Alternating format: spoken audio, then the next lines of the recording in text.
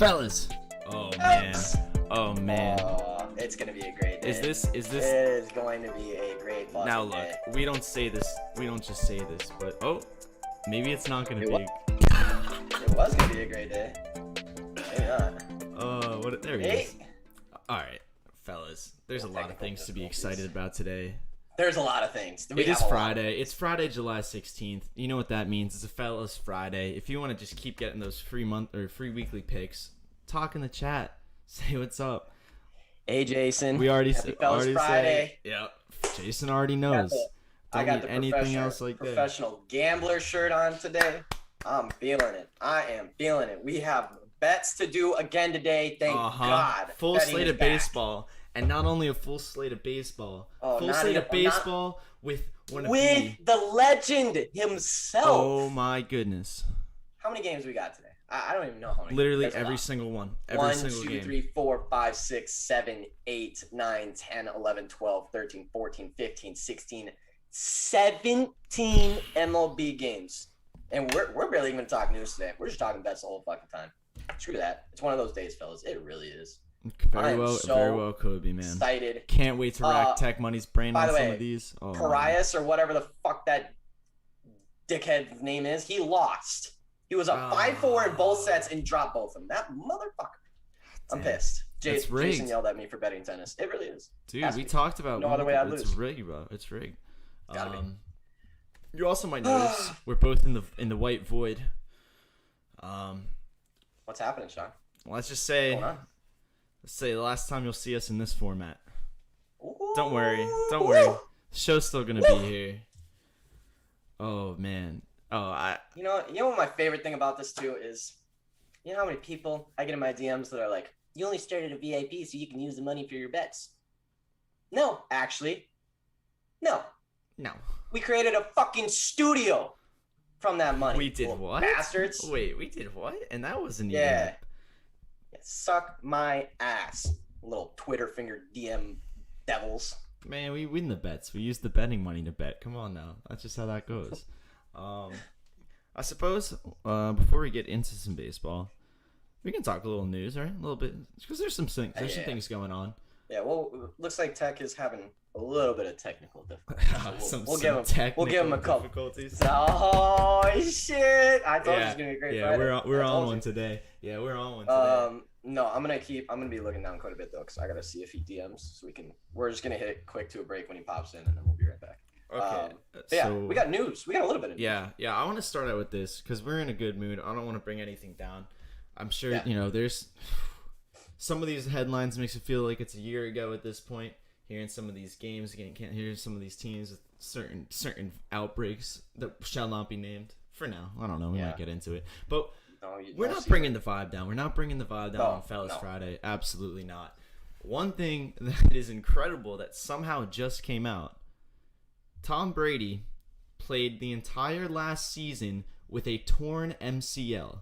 We're not talking, partially torn. We're not talking like a little.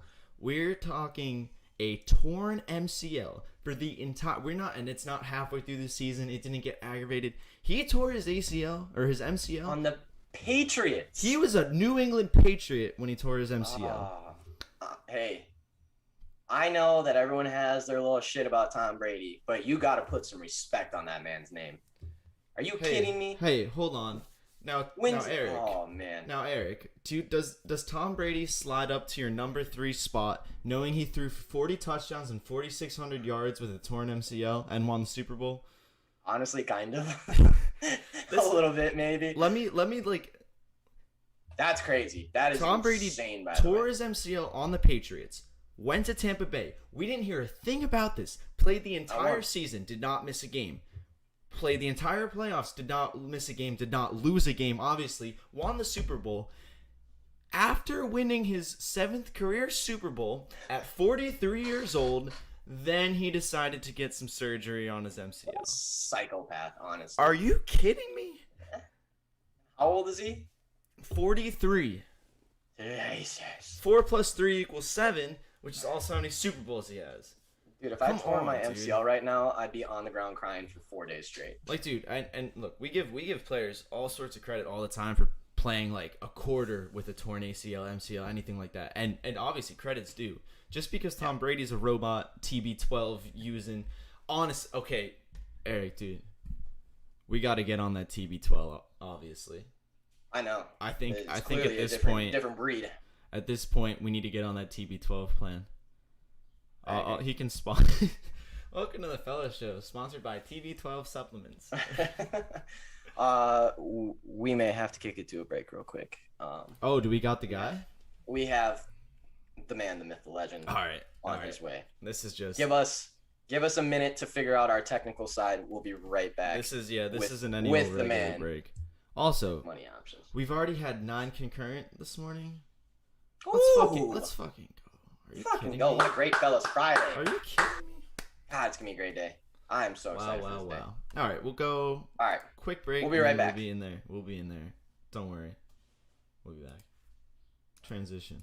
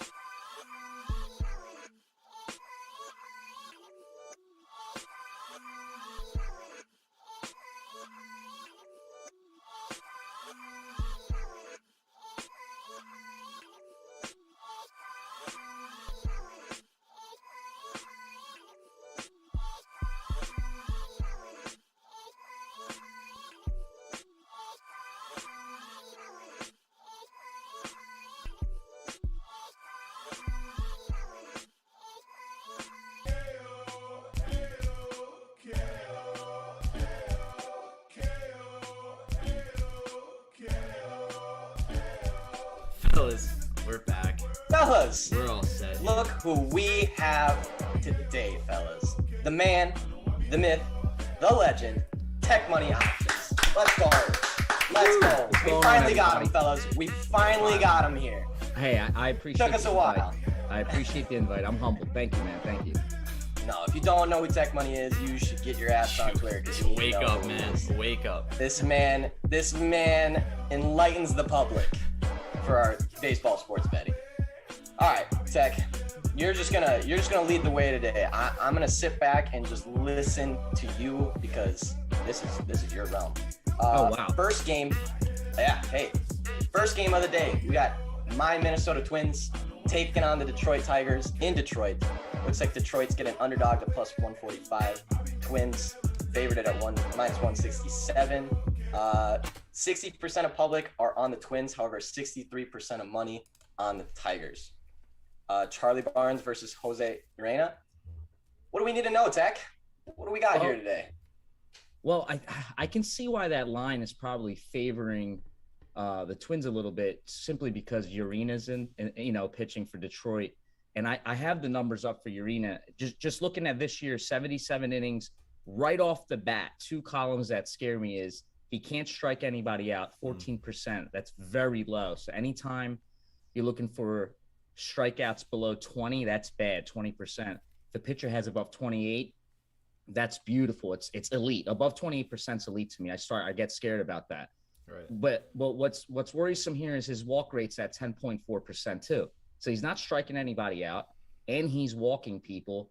I see his hard contact is 40.6%. Whenever it starts creeping above 40, that's trouble. Now, I know in 2021 there's been talks about the dead ball and things like that. So maybe that 40% isn't the same threshold as last year or the years before, but I'm still keeping that as a number I'm looking at. And this is just something that sticks out. And right off the bat, this is one of the – now, I didn't go through all the pitchers yet, but you guys brought this game up. And off the bat, I'm seeing Urena's home run, the fly ball ratio is up at 15.8%.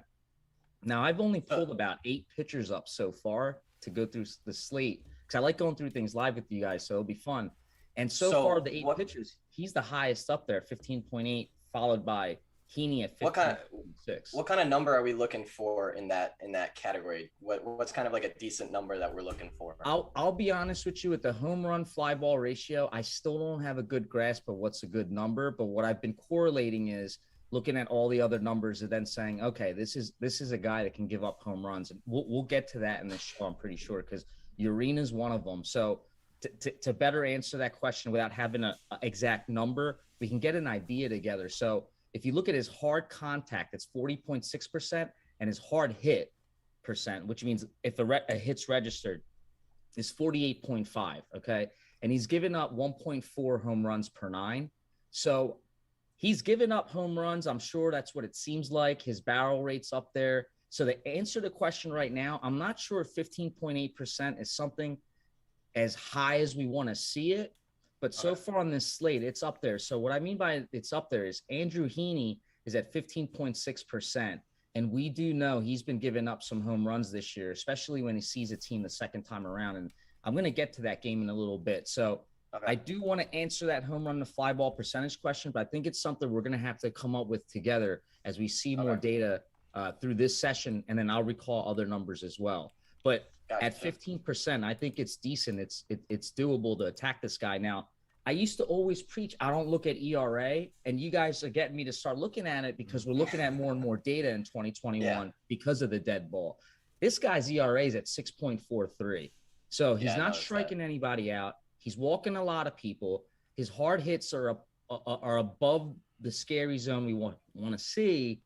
And of the 8 pitchers I looked at, he's got the highest home run, the fly ball ratio. Now, his fly ball ratio is low, though, at 28%. That's kind of scary low.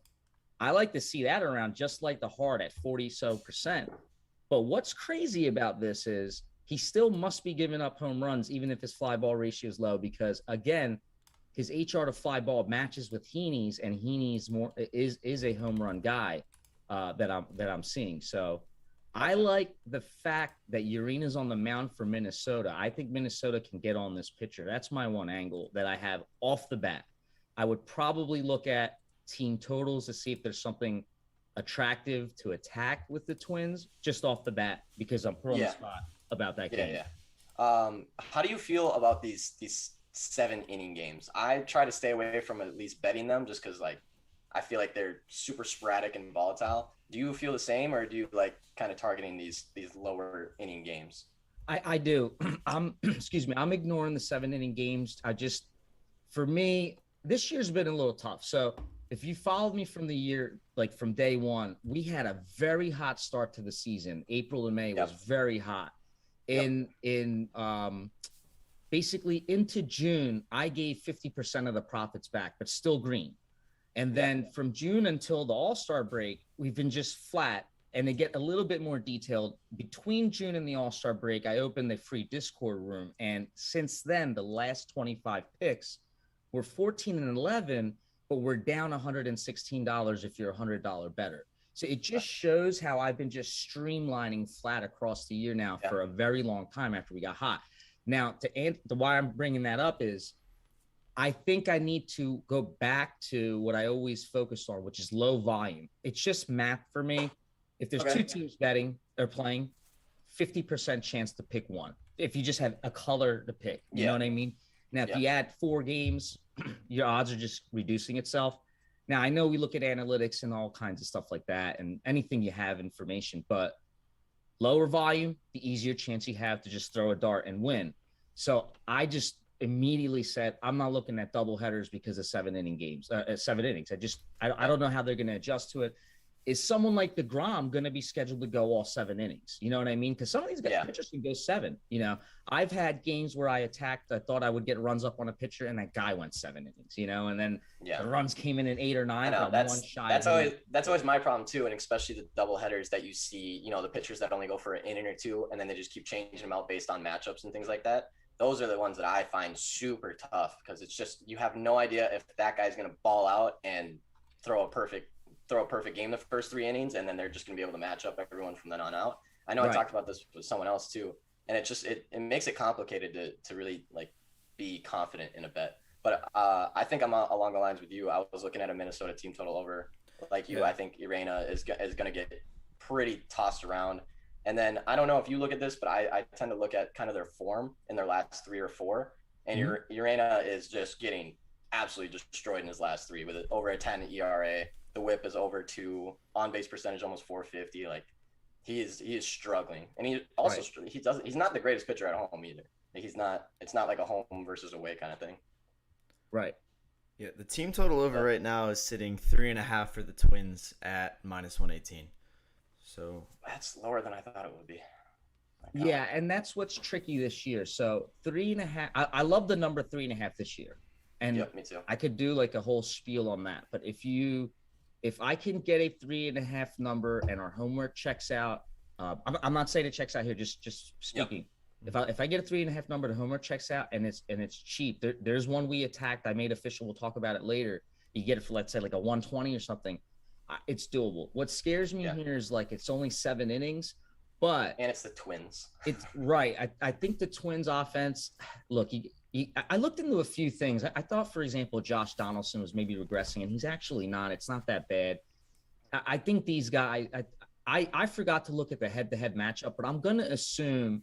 I'll try to pull it up while we're sitting here, but I'm going to assume that the Twins batters have had some decent history on your arena, and if they haven't, then they're going to see this guy probably a second or third time around, being they've played him before. I'm assuming all this now, and I think that means the Twins should be able to get onto him. So I think for that 2:00 bet, over 3.5 at that, because you can get it at 118. Because this year, I like that juice. Yeah, this year I'm trying not to jump around, but the other problem with this year is the books have removed a lot of the options for team totals. They've also raised the price. So to get a 3.5, I know it's a 7-inning game, but just to be able to see a 3.5, it's like, okay, let's look. And if you can get it at a price where it's not too juiced, we need to really look into it this year. Kind of work backwards and see if there's an angle to bet it more than sometimes what I used to do is find the areas I want to attack and then say, oh, well, they're doing 4.5. I don't care. Let's go. We're going to get it. You know, it's different this year a little bit. Head to head this year, it looks like Minnesota is 1, 2, 3, 4, 5, 6, 7 and 2 against Detroit. Urena's pitched in two of them.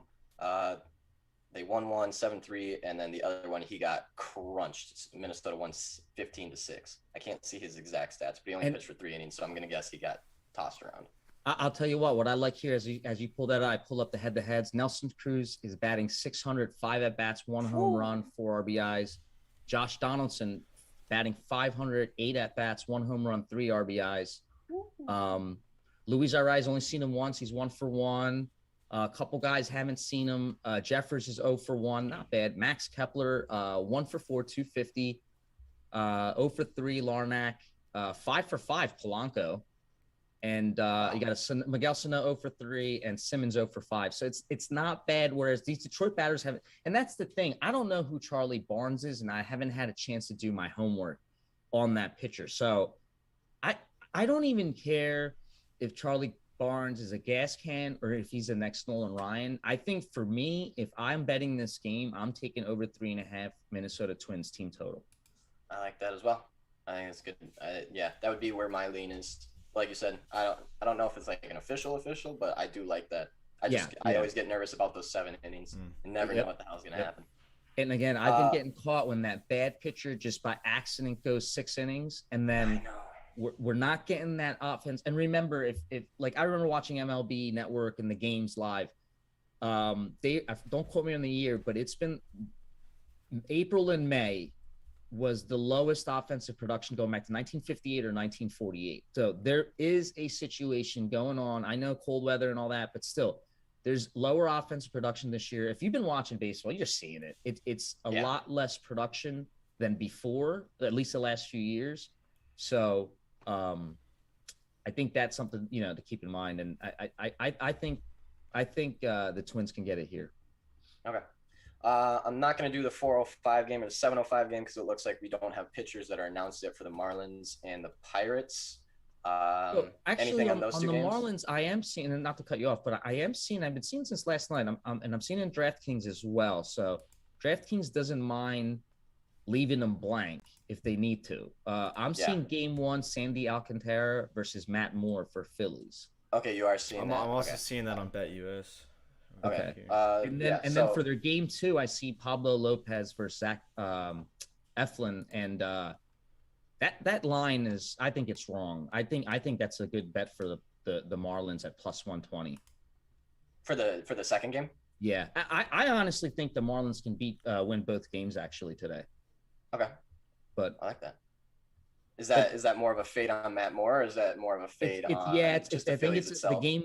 Yep, Game 1's a fade on Matt Moore, and Game 2 is I have respect for Pablo Lopez more than maybe others, and I've been able to pick my spots against Eflin pretty well. I feel like, and I think a game at home in this heat, you're in the area.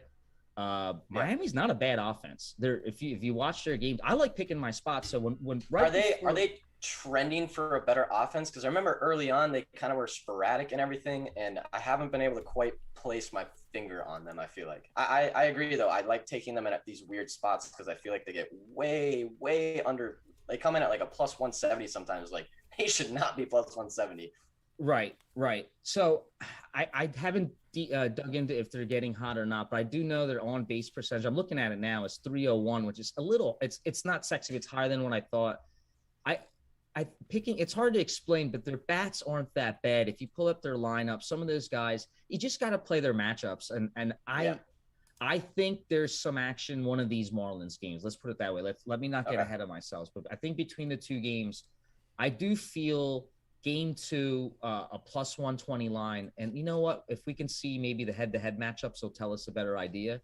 But Matt Moore, I think, is someone you can't trust, is my opinion. Okay. So I'm looking at it now. Marlins batters against Matt Moore. So Aguilar's 0 for 4, but Alfaro's looks like he's 2 for 3. Chisenholm hasn't seen him, and that's a batter if he's playing. I like what he's kind of putting out there. Garrett Cooper looks like he's 1 for 1 with 1 home run. Duvall's 1 for 4, 250. Sandy Leon's 2 for 3. Starling Marte's 1 for 3. Panic's 0 for 2. Rojas looks like is batting 400 at 5 at bats, 2 RBIs. Nothing scary. So Matt Moore's not scaring me, but I think this could be a spot where the Marlins could put some runs up on this game. It's like 100 degrees and extremely humid it's out a here. fucking hot one today. Yeah, we're moving in about 6 hours, and holy shit, it is going to be a hot one today. And if you've never traveled into the Philadelphia, New Jersey area and witnessed 96-degree weather with above like 100 degree humid, it will kill out deserts like in Arizona. It's different. We've had people come here and talk about it. It's soup. Different. You are just, you just in can't a bowl you of can't soup. fucking breathe half the time. Right, and you're just sweating it out. So it's different. So I want to correct myself. I don't want to just say, hey, I think the Marlins are going to come out and bash them. I just think the pitchers that the Phillies are throwing and the hitting conditions today, I think will be attackable by the Marlins bats today. That's my opinion. All right, I like that. Do you have any insight on the Mets-Pirates game at all? I've not seen a starting pitcher for the Pirates. I don't see any betting lines, but I do see the odds. Mets on the road getting minus 160-ish. Pirates at home getting plus 133. Can you explain the damn Pittsburgh Pirates to me? Because I can't fucking figure them out. Yeah, I swear to God, anytime I see Pittsburgh Pirates, I'm like, nope, not betting it. Fuck that. No way in hell I'm touching that game. Well, today I'm not doing it. And here's the thing. As much as I like, it's weird. I remember the Mets weren't getting their offense together at some point in the season, and there was a team to pick on. And then when I started picking on, they started turning things around. And I think I have to assume the Mets are kind of in that. If I remember, they had some mojo and some momentum going. We got Pete Alonso winning the home run derby again, and that's the swagger he had. I have it hard. I'm assuming he's in the lineup today. I have a hard time expecting the Mets to go into Pittsburgh and not wanting to strut their stuff. I have to want to think that they feel like they're a immediate World Series contender. Why not? I would. Just coming out of that just coming out of the home run derby. I think it gives feel like at the swagger. I feel like at the beginning of the season, I mean, the talk was, hey, the Mets are really good this season, and then they came out so flat, and their offense was so bad, and then you had DeGrom pitching shutout innings, but then bullpen would come in and give up 3 and they lose the game. Because DeGrom's record, it does not reflective of what it should be. But then all of a sudden, like they get hot at times and then they get cold at times. And I feel like Pittsburgh Pirates are the same thing. Like everyone thought Pittsburgh Pirates were barely going to win a game this year. And then they came in hotter than shit. And it was like, whoa, what the hell is going on here? Right. So yeah, it's interesting. But yeah, I would think, man, and I can explain the Pirates. I can explain the Pirates in just one stat, and it doesn't mean it's right, and people can argue. There's so many other good stats there. For example, there's some good offensive stats correlate, but the number one thing I've seen from day one of this season, if you don't know, Pittsburgh Pirates have had the lowest strikeout rate. It's been second all year behind Houston, and what it is right now, Pittsburgh is the second lowest strikeout rate at 21.2%. Houston's the first at 19. And what you've been seeing all year is Houston will be at 18 or 19. Pittsburgh will be around 19 to that 21. And then there would be a 2 to 3 to 4% gap with the other guys most of the year. Now, some of the teams have been creeping up into the 22s. I'm seeing St. Louis, Toronto, Dodgers, Kansas City Royals. And remember, the Royals, they're another funny team. There was a weekend I went 3-0 with them, and then they swept the 4th game against the Tigers early in the year. We went 3-0 and won those games, and it's the first time I bet a team 3 in a row. And it was just simple at that moment. It was the same thing, and I like seeing that the Royals are still there. They dropped a few spots. It was simply the low strikeout rate. So I think what's confusing with this, almost at the Steelers, what's confusing with the Pirates is that people that aren't digging into these metrics might not able to catch this, but they're not striking out. They're very, very disciplined, and they're getting on base at 309. The better teams get on much higher, but to not strike out, to get above 300 on base, and some games go your way. You get to face a bad pitcher, and also Pittsburgh is a pitcher's park, so there's probably unique spots. I know I picked 1 or 2 to bet on Pittsburgh and win, where they probably had a decent pitcher going, facing a crappy pitcher, but the line still said, it's Pittsburgh. But we know that they're disciplined. They just got to – and it's been a lower production dead ball year. So we just, picking your spots, knowing where Pittsburgh would have won a game or two is probably where some cappers bet against them and where some of us may have won with them. That's why they're hard. It's hard to. It's if I was you, I would probably stay away from betting against Pittsburgh, and then try not to get too cute, but seeing when you can pit spots to use them and get a nice line. And it may sound silly to some people, but it helps me with staying low on volume and helps me avoid getting trapped. But that's how I explain Pittsburgh. They're very disciplined at the plate. They don't strike out. They're right behind Houston, and they've been there since day one. That's what's crazy. That's really interesting. Yeah, I saw you tweet out the other day with people kind of making fun of the fact that there was so many Pirates batters, and it was like, yeah, but if you look at it, like they should be there. Like they absolutely should be. Yeah, I think Duvall, I didn't know this, but stat during the All-Star game has the most hits in the NL or most hits in his division. I forgot. Most hits in the league maybe or something. I didn't know that. But yeah, I was making fun of people because you had, like the guy from the entertainment network who doesn't watch baseball with 100,000 followers tweeting junk like that. I'm like, we're not having it. It's unbelievable the platform that some people have for gambling. It's like, what the hell are you? Our favorite. So I go. Oh, sorry, but I didn't mean to cut you off. But with that said, I do think I see 150 Mets money line. If I had to pick a play there, gun to the head, I'm doing Mets money line. 150 is a high side go. I'm doing Mets money line. Stroman's been good this year, man. He's been his. If I can pull it up quick, I'm not sure. Yeah, I can. Okay. Maybe I stand corrected. I know his. He's only striking out 20.6%. So I thought that was higher, but that's worrisome actually. So if you got a pitcher that's not striking out, so remember 20% to me is a number where below it I don't like it. So here you got a pitcher that percentage wise this season is a low percentage in strikeout, but he's also not walking anybody. It's very low at 6.2%. Very massive ground ball rate at 52.3%. So I'll explain that a bit. When you're below 38%, that's good in a lot of things because that means you're in one quick format. You're not generating infield ground balls, so you're preventing double plays. You want to be able to have a man on base and somehow bring him in.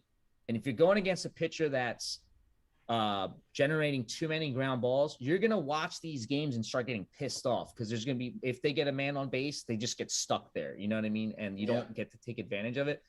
52.3% is an alarming ground ball rate. I would, if someone asked me who is Marcus Stroman this year, I would label him as an elite ground ball pitcher, and it would worry me.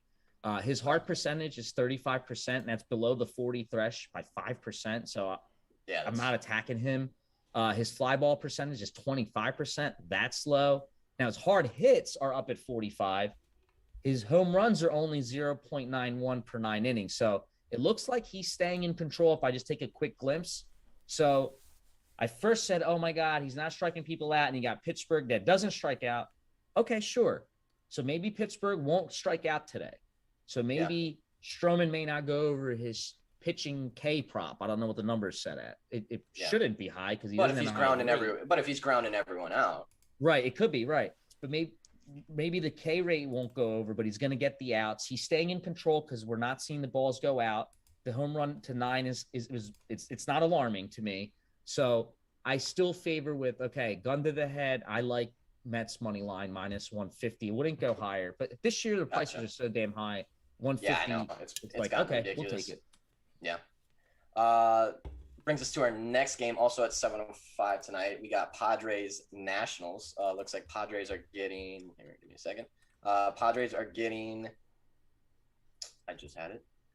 Minus 137 on the road. Nationals getting plus 118, plus 120 at home. Public is just a little bit stacked on Padres at 60% tickets and money. Nothing really to see there. Looks like Chris Paddock versus Eric. How do you say that? Fede? I always call him Freddie. Freddie. Similar ERAs, similar whips. What do we need to know on this one? So off the bat, I didn't get to dig into this one. We'll do it live together. I know just in the back of my mind, Fede is a pitcher that's attackable. So I was just taking a look. Looks like his home runs per 9 is 1.25. I would have expected that to be higher, but if I go left to right on my sheet, here's the thing: 21% K rate. So again, he's near the 20. He's not striking people out. He's walking 10.4%. Above 10, you start zooming in and saying, well, all right, what's this kid doing? But this is where it gets confusing for me. He's generating 48% ground balls, so that doesn't scare me at all. I don't want to attack that.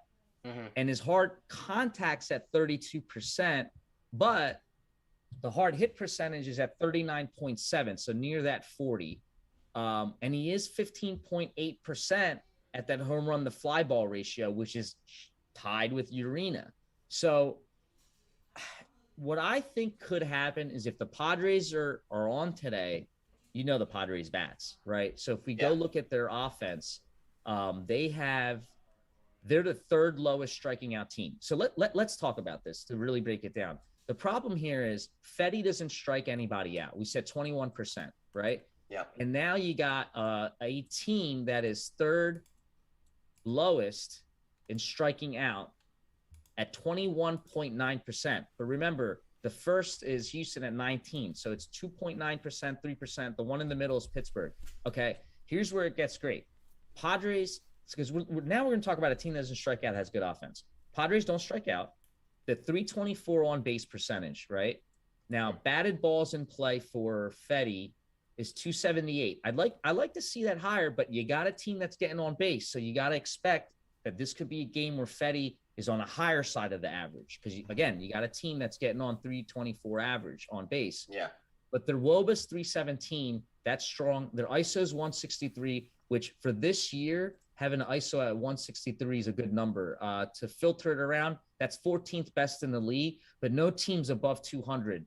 The Giants are at 190, and I didn't know this, but the Twins are at 187. So going back to that Twins bet, this Twins offense, sorry, I'm jumping around, 318 on base percentage, 324 WOBA, and 187 ISO, 41% hard hit. This is as a team.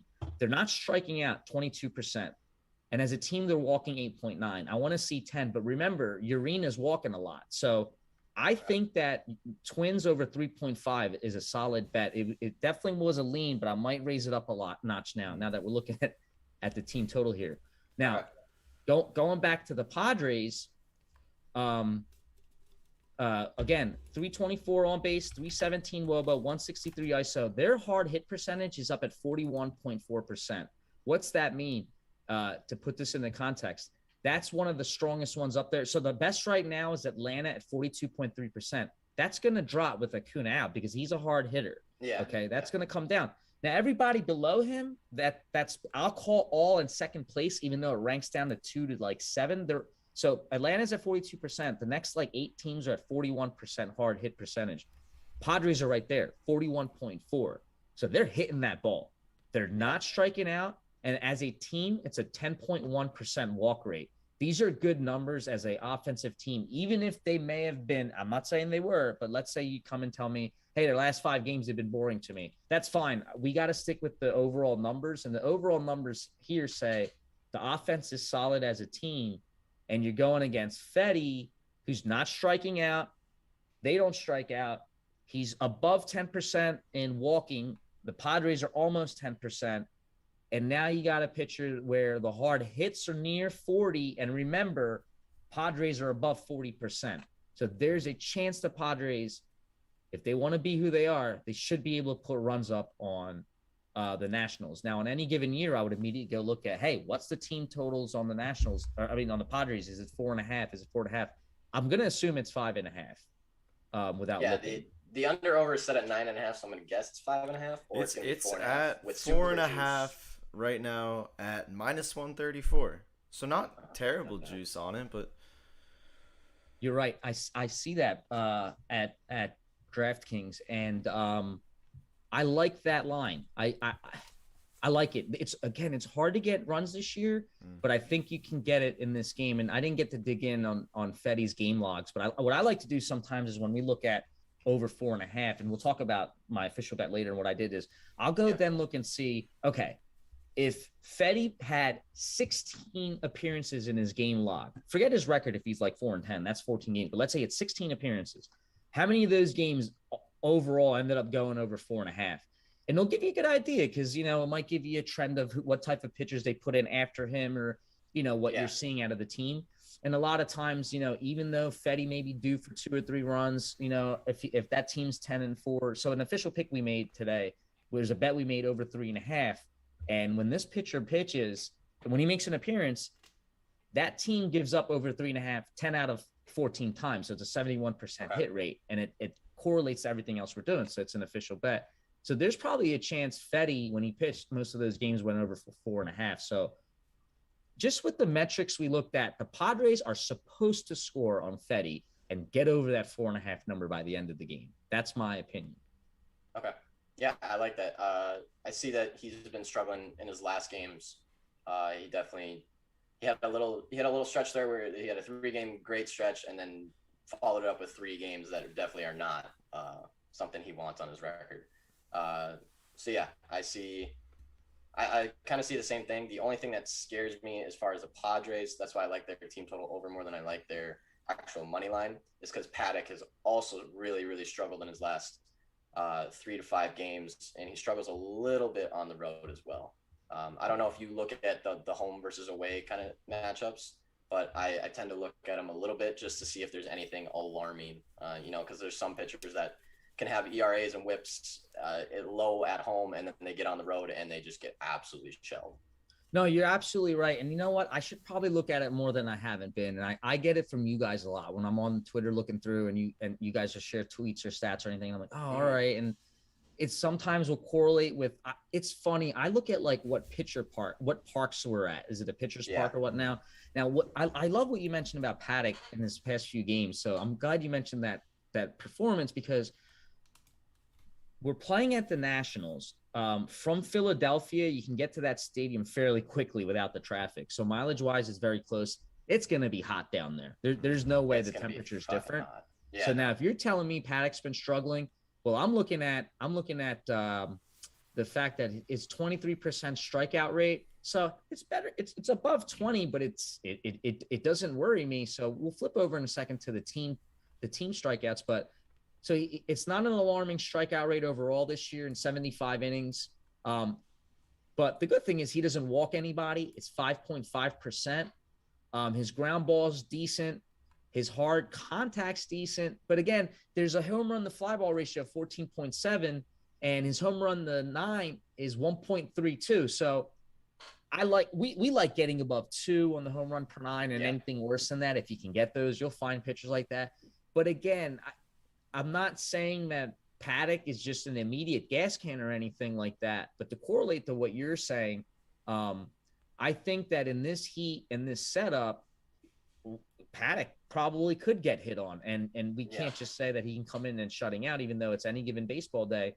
So I do feel safer, I think, as I think this out, to take that team total at 4.5, simply because I thought maybe it would be 5.5 at plus like 100, because that's what the books have been doing to us this year. They've been, trying to kind of give us that one line above to give us, I think, what's a fair chance. That's how I feel. It could be hindsight that I feel that, but that's what I feel. It just feels that way. When I looked at this beforehand, I was thinking San Diego. I also thought it was going to be 5.5, and I never like laying 5.5. But I was actually looking at the game total over being 9.5. The fact that I thought Paddock might struggle a little bit. Fetty should probably struggle a little bit. I do like the Padres bats, and I feel like the Nationals bats are super inconsistent, but man, when they're on, they are on. They're going to put up 10 plus in any given game. Right. Right. So that was just my take before we had gotten here. Yeah. And one thing, we didn't even talk about a couple of these stats, but it kind of makes sense. But like the ratio of like K per 9, walks per 9, things like that. I'm looking through to favor our over total lean. Fetty's 4.04 walks per 9, whereas Paddock's 2.16. So I think just that it makes sense to it. I feel it's stronger to attack Fetty than to say Paddock should be a stud today. I want Paddock to be a stud today. I want Paddock to be able to do just enough to get the Padres to win. But I feel safer attacking Fetty. Okay. I like that. That wraps it up for that game. Looks like the next one is Boston, New York. I was very excited for that game yesterday, but then it got delayed or postponed. Martin Perez is on the mound today. I do not see the Yankees pitcher. Do you know who's pitching for them? I'm seeing Jordan Montgomery. Okay. And if that's true, here's what's funny about that yesterday, because he was originally listed yesterday potentially to start before the whole postponement and everything. And I wasn't going to bet it because I want to start getting very careful picking my spots, because I feel like I need to even be fine-tuner in doing that this season. I liked Yankees yesterday money line. if Montgomery was pitching. And then when they switched over to Herman, I was like, I'm just going to fade it. I don't know if that was right or wrong, but I think today when you got someone like Martin Perez, who's 18.5% strikeout rate, I just feel like I can't trust Martin Perez. And so here's how I'm going to say this. I get Jordan Montgomery today, and the line's almost a pick up at 115. Again, we got the heat. New York this stadium's an hour and a half north, technically. It's very hot. So I like the over maybe, but I like the Yankees bullpen. So the Yankees to me are hard to pick on this year, but they are. My head, they're tough. They are very tough. I like the Yankees minus 115. I think they can get on Martin Perez, and I like the Yankees bullpen. I think a little bit more than Boston's bullpen, but Boston's record in Boston, they're not bad. They're not bad. No. In the beginning of the year, their bullpen was atrocious. It's like they were picking up guys from the local grocery store. But I think it's gotten better. But I think it's a tough game for me. But I do think the Yankees will get on Martin Perez. Just looking at Perez and Montgomery, just kind of head to head, 24.5% strikeout rate for Montgomery, whereas Martin's below that 20s at 18.5. They're both walking around 7 and change. Ground ball rates both at 42. They both have hard hit around averaging 30-ish. Fly ball, Montgomery is slightly higher at 37%. But home run to fly ball ratio, Perez is higher by 1%. So the pitchers on metrics are coming across slightly equal to me. However, walks per 9, I do see that Perez is slightly higher, nothing drastic. And then K per 9, Montgomery's slightly higher, nothing drastic. So it makes sense why, from a pitching perspective, the line may be like a pick 'em. It's hard to pick on the Yankees. I lean with Yankees at home today. I do. Right. Now, again, I'm not sure who's out, though, now that I'm thinking about it. Are guys like Judge and them playing because of the COVID? No, they're not. So they're Judge not. Is so one you know of them. what? Judge is out. Actually, I have the... Peralta's out. Cortez Jr.'s out. Trying to see. Yeah, it looks like those 3 were the ones. Oh, and Britton's out. But he was. Yeah, I'll be honest. He's probable. He's probable. I should have been a bit careful when we started talking about that. So I'd probably just want to fade the game. Yeah. Because what I can argue is there's safer spots doing your homework that you should feel comfortable with putting your money on. Yeah, looks like there's also 5 Red Sox players who shared a clubhouse with the Judge at the All-Star game, and they're all being tested, so there's potential for a huge mess in this one. Yeah, so I mean, it could come down to which team has more starting players out. If it's only a couple for the Yankees and a lot more for Boston, they may really favor Yankees then, and it could be a steal. I think we need to wait for the lineup and see if there's enough to gauge it maybe. Yeah, I would be safe on that game. I'd rather be careful and safe. The line won't jump crazy on that game. Yeah, I know yesterday with Rodriguez on the mound, I was leaning the game total over at 10 just because with both those pitchers, I didn't think anyone was going to pitch well yesterday. But yeah, like you said, I didn't even look at the lineup yesterday. I totally forgot about the Aaron Judge thing. So yeah, I feel much safer just staying away from that game in general. And honestly, I stay away from most Yankees games because they are so fucking sporadic. It's unbelievable. And anytime I see someone bet the Yankees, I'm just like, hey, good luck. Yep. So what it'll do is, I'm telling you, if you incorporate a way to make your volume lower, so you don't bet doubleheaders, you don't bet Yankees, you already took 3 games off the slate. Now you already increase your odds of picking a winner. You know, if you just kind of throw on a dart. So I would agree with that. Next game looks like we have Texas Rangers at Toronto or Buffalo, I guess. Yep. Which is also going to be very hot, correct?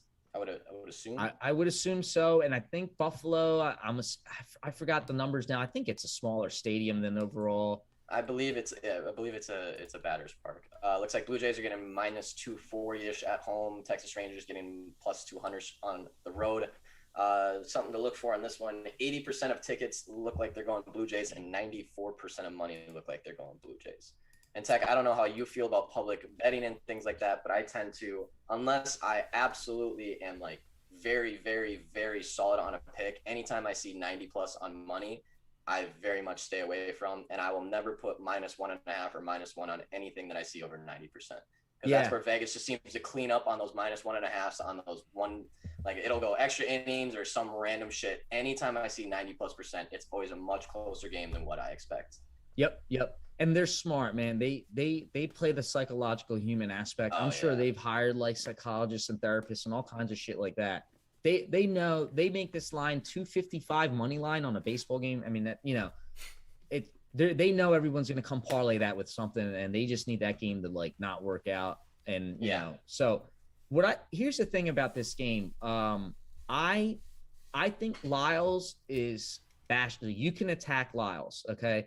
Strikeouts are 18.2. It's not there. Sure, his walks are down at 7%. Remember, we want to see above 10%, but his ground balls are 34%. That scares me. And his hard contacts at 37%, not above that 40, but it's probably doable because you got to remember you get a Buffalo Stadium here. So I do feel like it's more of a hitter's park than not. I don't have stats to back it up. It's just something I've been convinced on. And I'm pulling these numbers up for him, and 40.8% fly ball ratio with 14.7% conversion of them to be home runs. So when 40% of your hits are fly balls and, you know, 14% of those are home runs, and he's given up 1.69 home runs per 9, hard hits at 43%, 319 batted balls in play. And, you know, we skipped over that in the last game, and I should have done a better job. Paddock's given up 326 batted balls in play, and that is the second highest of the pitchers we've talked about behind Martin Perez at 331. And that's why it's actually probably good that we do have that concern with, we don't know who Paddock is going to be today. And what was that stat? Batted balls in play, you said? Yeah, BABIP, batted balls in play. So that's good to know because it kind of combines. We just know that pitcher's giving up 326 average, man. 3 batters get up the plate, he's giving up a hit. You know what I mean? And if he's giving up a hit, and if you got some other stats like, and he's walking 12%, well, that means he might have walked someone, he gave up a hit, and he's not striking. You're looking at constant a 2-run runner on base pressure for this pitcher at all times. Not Lyles, but the example I gave. So it's kind of good to keep an eye on that batted balls in play stat. And getting back to Lyles is at 319. So what I think in this situation is Toronto is supposed to be able to get on Lyles. Okay. Where it gets tricky and where I think a lot of the favor comes in for Toronto is obviously the Toronto offense, the Vlad Guerrero, and all the excitement now and the buzz that's supposed to be there. But Robbie Ray, now I've lost money in the beginning of the year this because Robbie Ray is a guy who used to make a lot of money attacking last year and the year before. I mean, he was just atrocious with what I call the tech money trifecta. So he would walk above 10%, give up above 40% contact. It was just very bad. This year, he's reduced the hard contact percentage. He's not giving up as many as home runs as he used to. There's just like a clear indication. And when you look at that stat, it's at 36%, which is like a green light, and 40 and above, it's bad. It's bad. And he always was 40 and above the last 2 seasons. And now he has an elite 32% strikeout rate. He's up there with the big boys with when it comes to the percentage, 32% with DeGrom and those guys. He literally is. I'm looking at his game log and his strikeouts, and it's on 11, 6, 10, 6, 5, 10, 13. I mean, he's pitching, he's pretty much averaging 100 pitches a game and damn near 8 strikeouts a game. Like that's, to me, that just seems pretty incredible. Right. I'm going to have to make I guess a bold statement. There's got to be some regression coming for Robbie Ray, and I'm going to be biased because I remember the Robbie Ray of before for too many seasons except this year. So can he hold a 32% strikeout rate? Can he hold the hard contact down when he never did? Now, he has had help this year with the dead ball and scenarios like that. Now, getting to this game, if he's not at his elite level today, just a notch or 2 below, I think we're at a hitter's park. And if he's not at the elite level he's been all year and just even a notch or 2 below, that means he's turning into the hard contact guy of before. And I somehow think that there's a play in this over, and I hate overs this year, but I think there's a play in this over, and I see DraftKings is at 9.5 at 110. I'm a sucker to buying runs this year because, again, it's hard to get production. Maybe the over 9 isn't more than like 130, 135, and BetMGM can get very cheap with that, for example. So shop around. And I might like that over 9 in that game rather than doing anything nuts with a minus 255 money line spread. Nice. And I think there's a chance that game can go over. Now, we got to check the weather. I don't know if it's raining, but I'm assuming it's hot up here, all up in the northeast corridor. So yeah, I would assume everywhere is getting pretty hot and muggy today. And anytime I see an under over with Toronto below 10, I immediately have to like check it out more, just because I think Toronto's bats are absolutely unbelievable at times. Yep. I mean, looking at their game log, it doesn't seem that impressive, but man, they go for 10, 11, 7, just sporadic.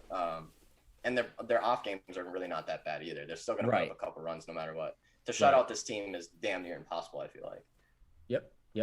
It's just Texas is a tricky team to gauge as well. They had their games where they were getting hot, but I still don't believe in that hotness sometimes. So, I mean, they've gotten better where they reduced their strikeout rate. I mean, they used to be pretty up there, and they're 11th now, 24%.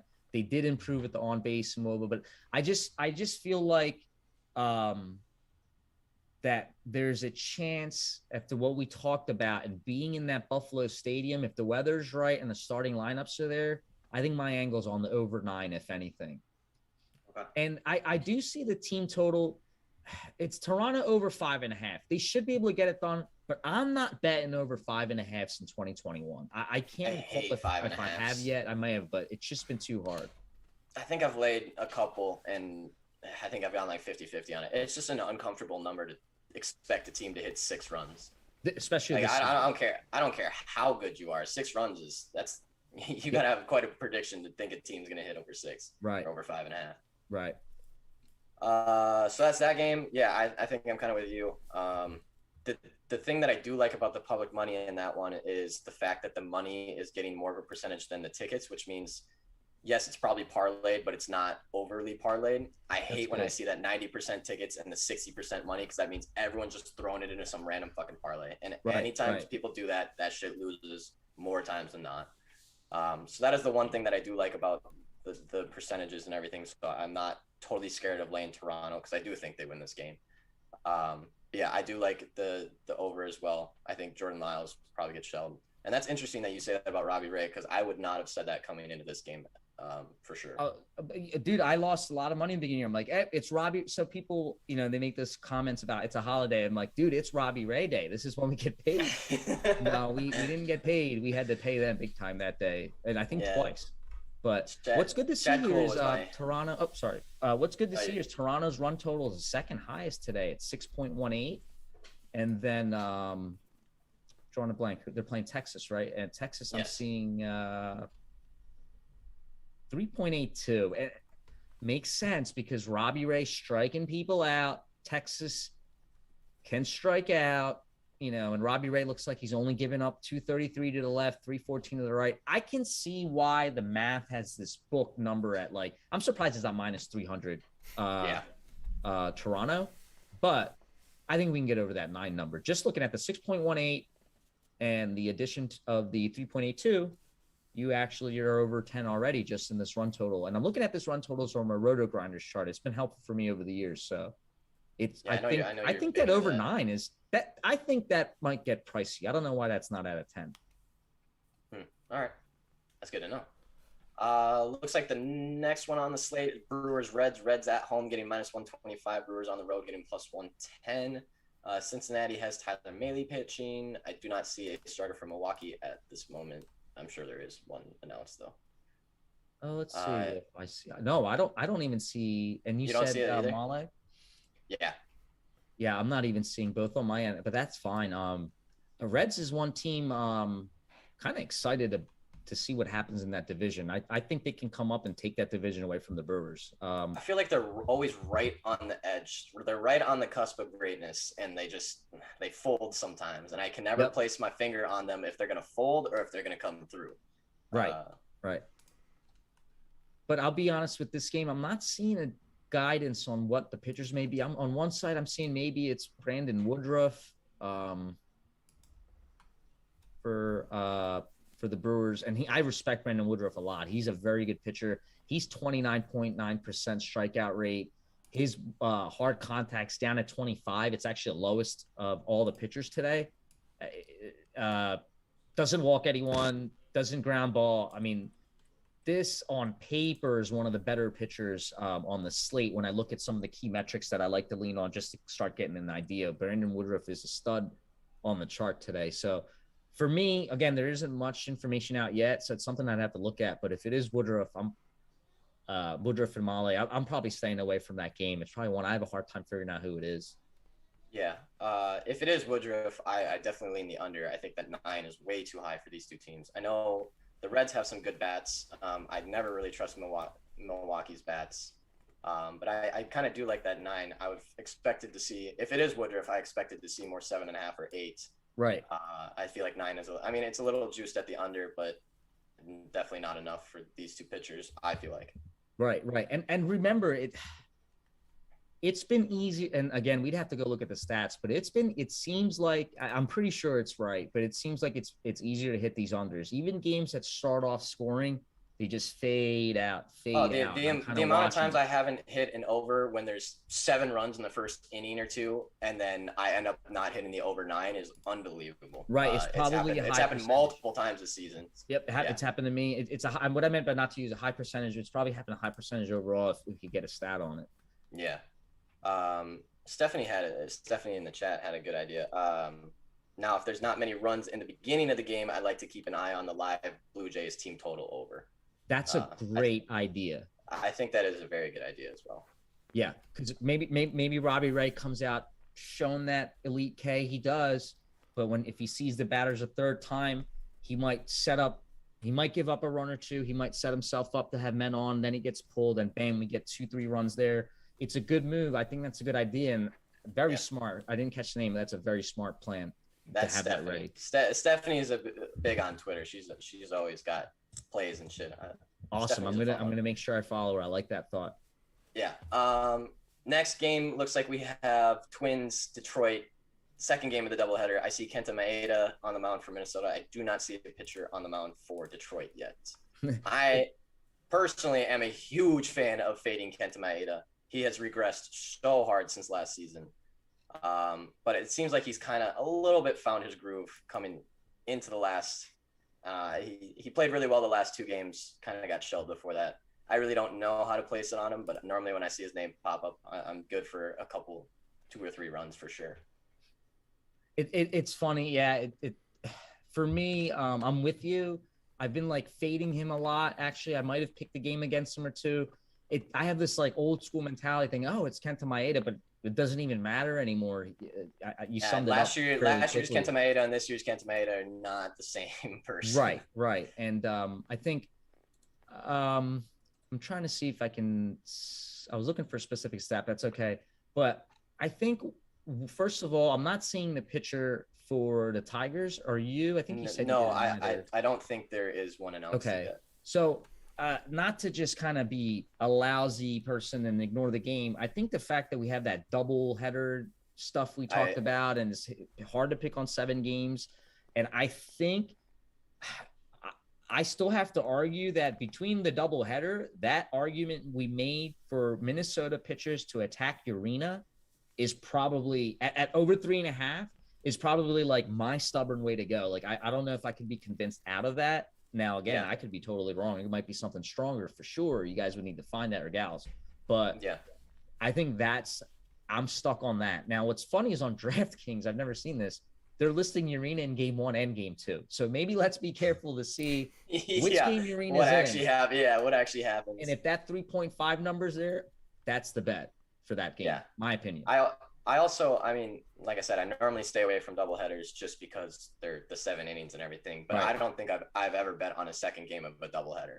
I think that is I don't know if there's maybe metrics that prove me wrong on that, but I almost always see the second game go not according to plan at all. Yep. It's either like a 2-0 or a 14-10.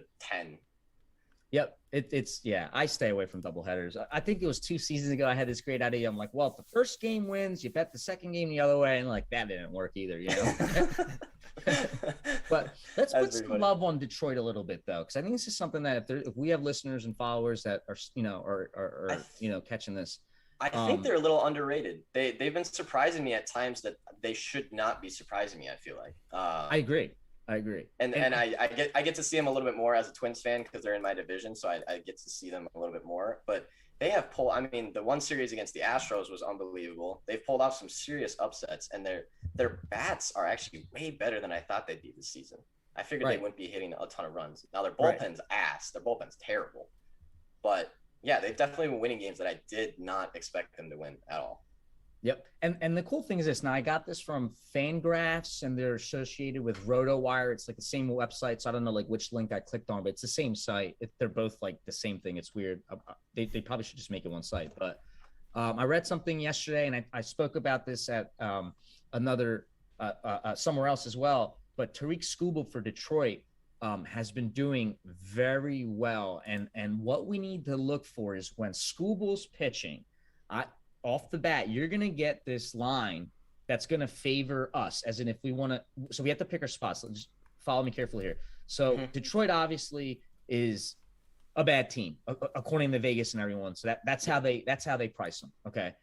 When Skubal's pitching for the second half of the season, I think we need to watch and pick our spots and bet on Detroit because we may get these underdog lines or areas to pick on them because Skubal's getting very good. And again, this is something I read and learned about, and I'm going to break it down. So like he changed his pitch arsenal and he brought his changeup in and he got rid of his splitter. And what this did immediately is he's striking out 17. He's getting 17.8% swinging strikes versus 10%.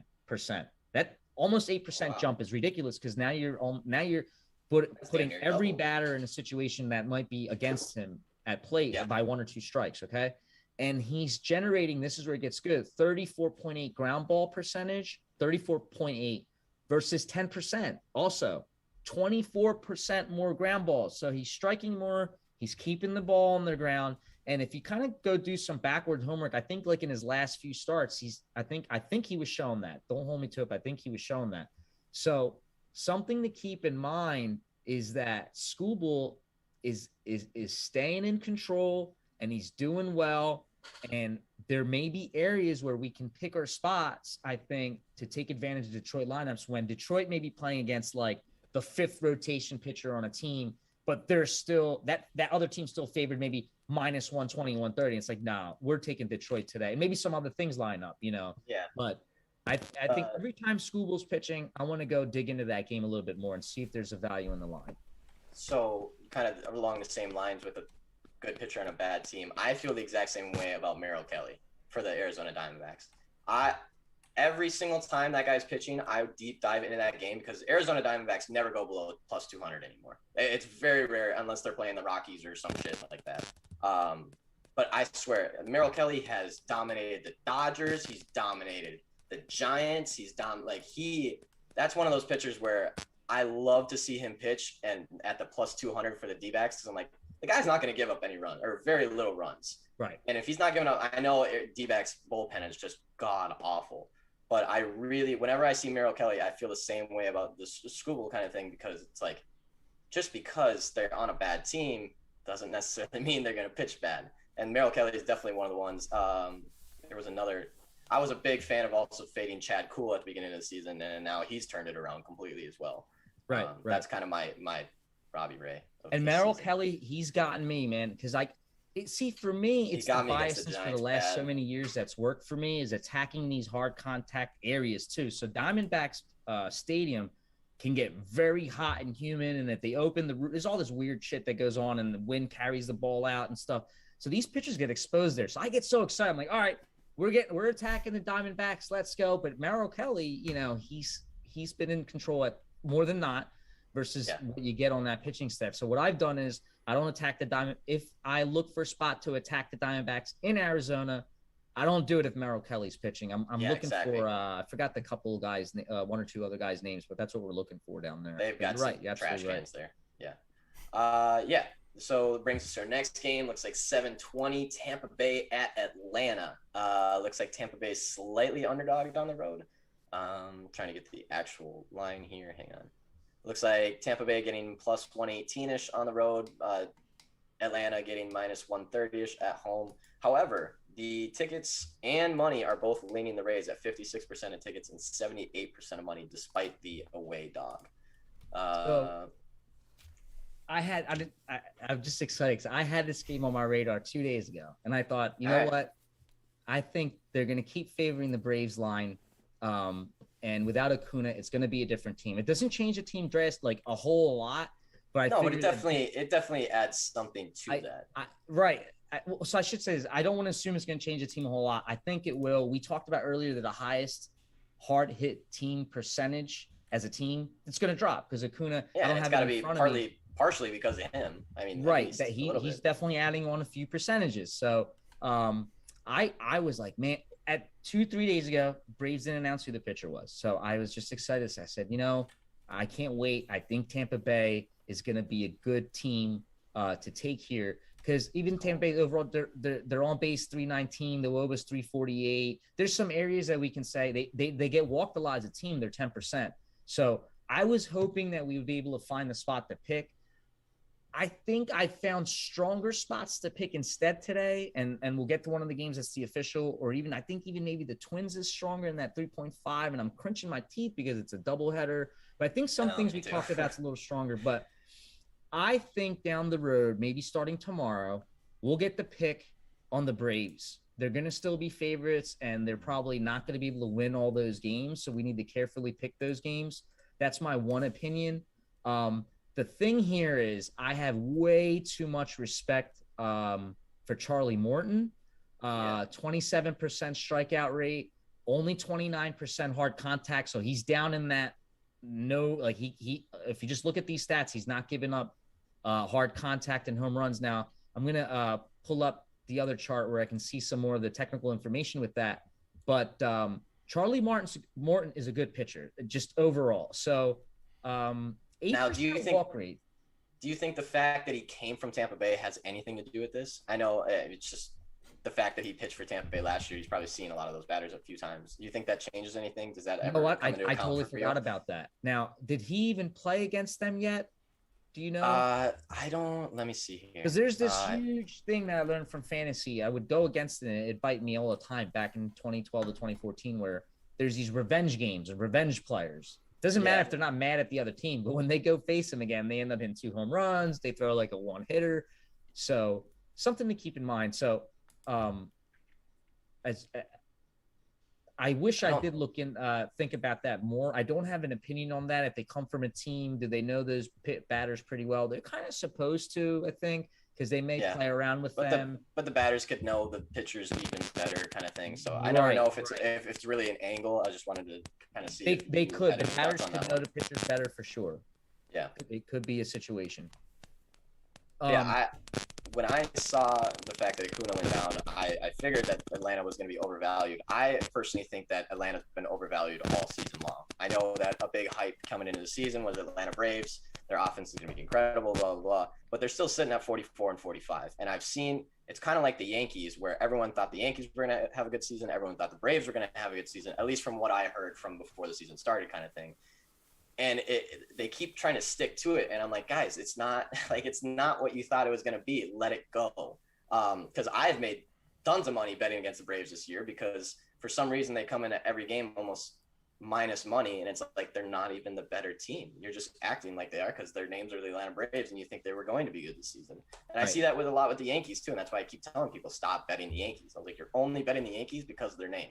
Like, if it was any other team that's 46 and 43 like they are, no one's going to bet on it. And very sporadically. But I see so many bets going out for Braves, Yankees, and it's like, stop betting on their damn name. Like, stop doing that. They're both 500 teams. It's not worth it. I agree. So this game, I kind of wish Charlie Morton wasn't pitching today because I think Tampa Bay is going to win some games here in this series. And I just had this very biasness to want to attack it on game one. But I'm a little nervous. Let's put it this way. Charlie Morton's one of the better pitchers on the Braves, right? He might be the best one. I have to think this through. But it's not just a one-game series. I think if you get a Braves win today, because, see, you can't rely on Waka. That's the problem here. So he's only striking out 20%. That's the part that kind of scares me a little bit. Right. His hard percentage is up at 37%. percent. Now, actually, Watka, he's not given up that many home runs. So he's had 43 innings. So he's kind of pitching half the amount of innings so far versus all these other guys. I don't know how to kind of correlate that. We could argue that he hasn't given up that many home runs yet, but it's only been half the innings. Maybe he's due. Yeah. We could argue that. We could also argue that no, he's going to stay in control. That's the trend. So this game for me, for the past 2-3 days, I was hoping that we would have gotten Tampa Bay at a stronger plus value for this day, and also hoping it wasn't Charlie Morton, and I would have bet the Rays as a dog. They were one of my 2 dog picks today. What I'm going to do instead is I don't even feel comfortable breaking this down at the moment. What I'm going to do instead is I'm going to fade today's game because I think we're going to be able to pick spots taking Tampa Bay against the Braves. Now, to throw in a caveat, they just got Jock Peterson last night. So that could be a very strong bat. I believe, God, I used to have this all memorized. If Freddie Freeman is a lefty, so is Peterson. You got to go look into this. But there's stories about that stadium many years ago was built specifically to groom and grow Freddie Freeman from the whole system. It's built for that style of hitter. And if they're both lefties, that means you have to assume this is Jock Peterson's park as well now. And he may be able to put some pressure on. And that's why I've been very careful with coming into this bet for this game. 2-3 days ago, very high on maybe the Rays being a dog and taking them. Then you get Morton announced. Then you get Peterson added. So it's like, I'm not saying he's a guaranteed hitter, home run hitter or anything, but it's not the same thing I was looking at 2-3 days ago. So I'm going to wait for the weekend. I think we're going to get spots to pick on Tampa Bay. I think we're going to get spots to pick on the Braves through the season, unless Jock Peterson totally does replace Acuna at the box, at the plate. Yeah. Sean, what is Tampa Bay's team total over on this one? Is that 3.5 sitting there? But it's probably juiced out of its mind, right? 3.5 minus 140 or something. I still don't like it because of Morton, but man, I love betting against Atlanta's bullpen. There you go. And I'm glad you brought that up. And that may be because if Charlie only goes for 5, that's 4 innings of not very good pitchers and the Tampa Bay Rays team that can lay bats on a ball. It's not bad. It's at 3.5, minus 137. So okay, kind of a little extra. It's a little extra juice than what I wanted. Right. And Charlie Morton also scares me as well because I think I've gotten screwed on him twice in a row because if you look at his game logs, it's for earned runs 0-4-3, 0-0-0, 4-2-3-1. So he's either going to come out there and absolutely crunch people, or he's going to come out and give up 3 to 4 runs. And I feel like I've been on the opposite side of that bet twice. So I really don't like betting against or for Charlie Morton just because like he's either going to go 3 or 4 or he's going to throw a damn near perfect game. And I never know which one's coming out of him. But I do like the Rays bats. I do love fading the Atlanta Braves bullpen. So I'm kind of leaning that Rays team total over. I wish it would have been 3.5, like minus 120-ish, to actually really want to lay something on it. But that would be my lean for this game, I think. Because I'm with you. I don't necessarily trust the Tampa Bay Rays to win this one with Morton on the mound. Because like I said, he could easily go 6 innings, 0 earned runs. And then even if you can rip into that bullpen, I don't trust Waka. Yep. Waka's numbers are like as we're talking. It's interesting. It's like he's not giving up. Like it's just 43 innings. So I think we need to respect that at the moment. This is the first pitcher we've looked at out of 12 or 14 today on this show that has this low in. He's 50% less innings than everybody. Yeah. So we have to for the first time say we need to look. For now that we're middle of the season, we have to now say, hold on. So what I'm saying is this. Home runs per 9 for Waka, 0.63. Morton, 0.82. So I assumed off the bat Waka was giving up more home runs. He's obviously not. Same ballpark as Morton, low. Home runs per fly ball ratio, this is interesting. 6% for Waka, but the fly ball percentage is 39% for Waka, which is high, 40 and above. Whereas Morton, 27% fly ball, beautiful, low, but 13.4% home run the fly ball, twice as much as Waka, but their home runs per 9 are the same and low. So Does that tell you anything? Does that give you kind of any insight on anything, or is that just kind of confusing me a little bit? Yeah, it's confusing me a little bit, except the fact that I think I need to see more innings from Waka to start seeing where this is going. I'm not being able to gauge Waka here. I almost want to hope that he comes out as a stud because he doesn't give up home runs today. Maybe he gets lucky. He can't strike people out. That can go against him, but he also doesn't walk people. So maybe he hangs around. And that's why this game's tough for me. Once I saw Morton was pitching. Yeah. If Morton wasn't pitching, I'm assuming I'm drawing a blank. Probably would have been all their number one. Yeah, if Morton wasn't pitching, I'd probably want to take Tampa Bay money line and put a little bit of faith in Waka. Yeah, I would agree with that. I'm kind of with you though. I want to bet the Rays really bad because I love betting against the Braves for exactly what I told you the reason for. But yeah, this just doesn't seem like the best spot to take him. And I agree with you that moving on in this series, I'm sure that Atlanta will be overvalued. And yeah, like I said, I don't like betting against Charlie Morton or for Charlie Morton for that matter. I just don't trust him on what he's going to do any given game. Yeah, I feel comfortable with that. To end that, personally, I don't bet against Charlie Morton. I haven't been. So yeah, I bet with him once, I bet against him once, and I lost both because I bet against him and he did the 0 thing, and then I bet for him and he did his 4 thing. So yep. Moving on, looks like our next game is the second game of the doubleheader for Philly and Miami. Philly underdogged in this one. Miami's got the favorite. Zach Eflin on the mound. I do not see a starter for Miami. Do you see one over there? I was seeing Pablo Lopez. I'm not sure if, again, it's one of those games we're going to have to keep an eye on. But if that's the case, it's a doubleheader. They're totally like not in sync with me. But in that game, I like Pablo. If Pablo Lopez is playing against Eflin, I like Marlins at the plus line. I might be like one of the weird ones that likes that, but that's just my opinion. I just have zero faith in Eflin. I think he can get. I don't know. Yeah. I'm gonna see if I can numbers. My strategy for the season, anytime I've seen the Phillies come about, is if they're at home, I'm not going to bet against them. I might bet for them. If they're on the road, I am never betting for them. They are such like a split team. And they've gotten a little bit better, but still 20 and 28 on the road, 24 and 16 at home. They're a home team. They just really are. And anytime I see them at home, but I don't trust the line, I just completely stay away from it. And then anytime I see them on the road and they have a starting pitcher that I don't necessarily have a lot of confidence in, I'll bet against them all the time on the road. Right. But whenever I see them at home, I really don't like betting anything because I just don't trust them. They are a very good team at home, but they have their lapses for sure. Yeah, I don't blame you. So being from the area, and I used to be so passionate about the local teams, and the one thing I've done in the last about 3 to 4 years is I've disconnected myself from all of it. I feel it's helped me see better ball in every sport. And I could agree with that, yeah. And there's 2 teams in this city that have just ruined this for like about 15 years, I feel. In basketball, it's the Orlando Magic. And it's just like Vucevic comes in town, tears it up. And remember, we were supposed to have Vucevic if you go look at the history or something like that. I forgot the whole details. But anyways, and then the Marlins. The Marlins always give the Phillies a hard time. So I'm with you.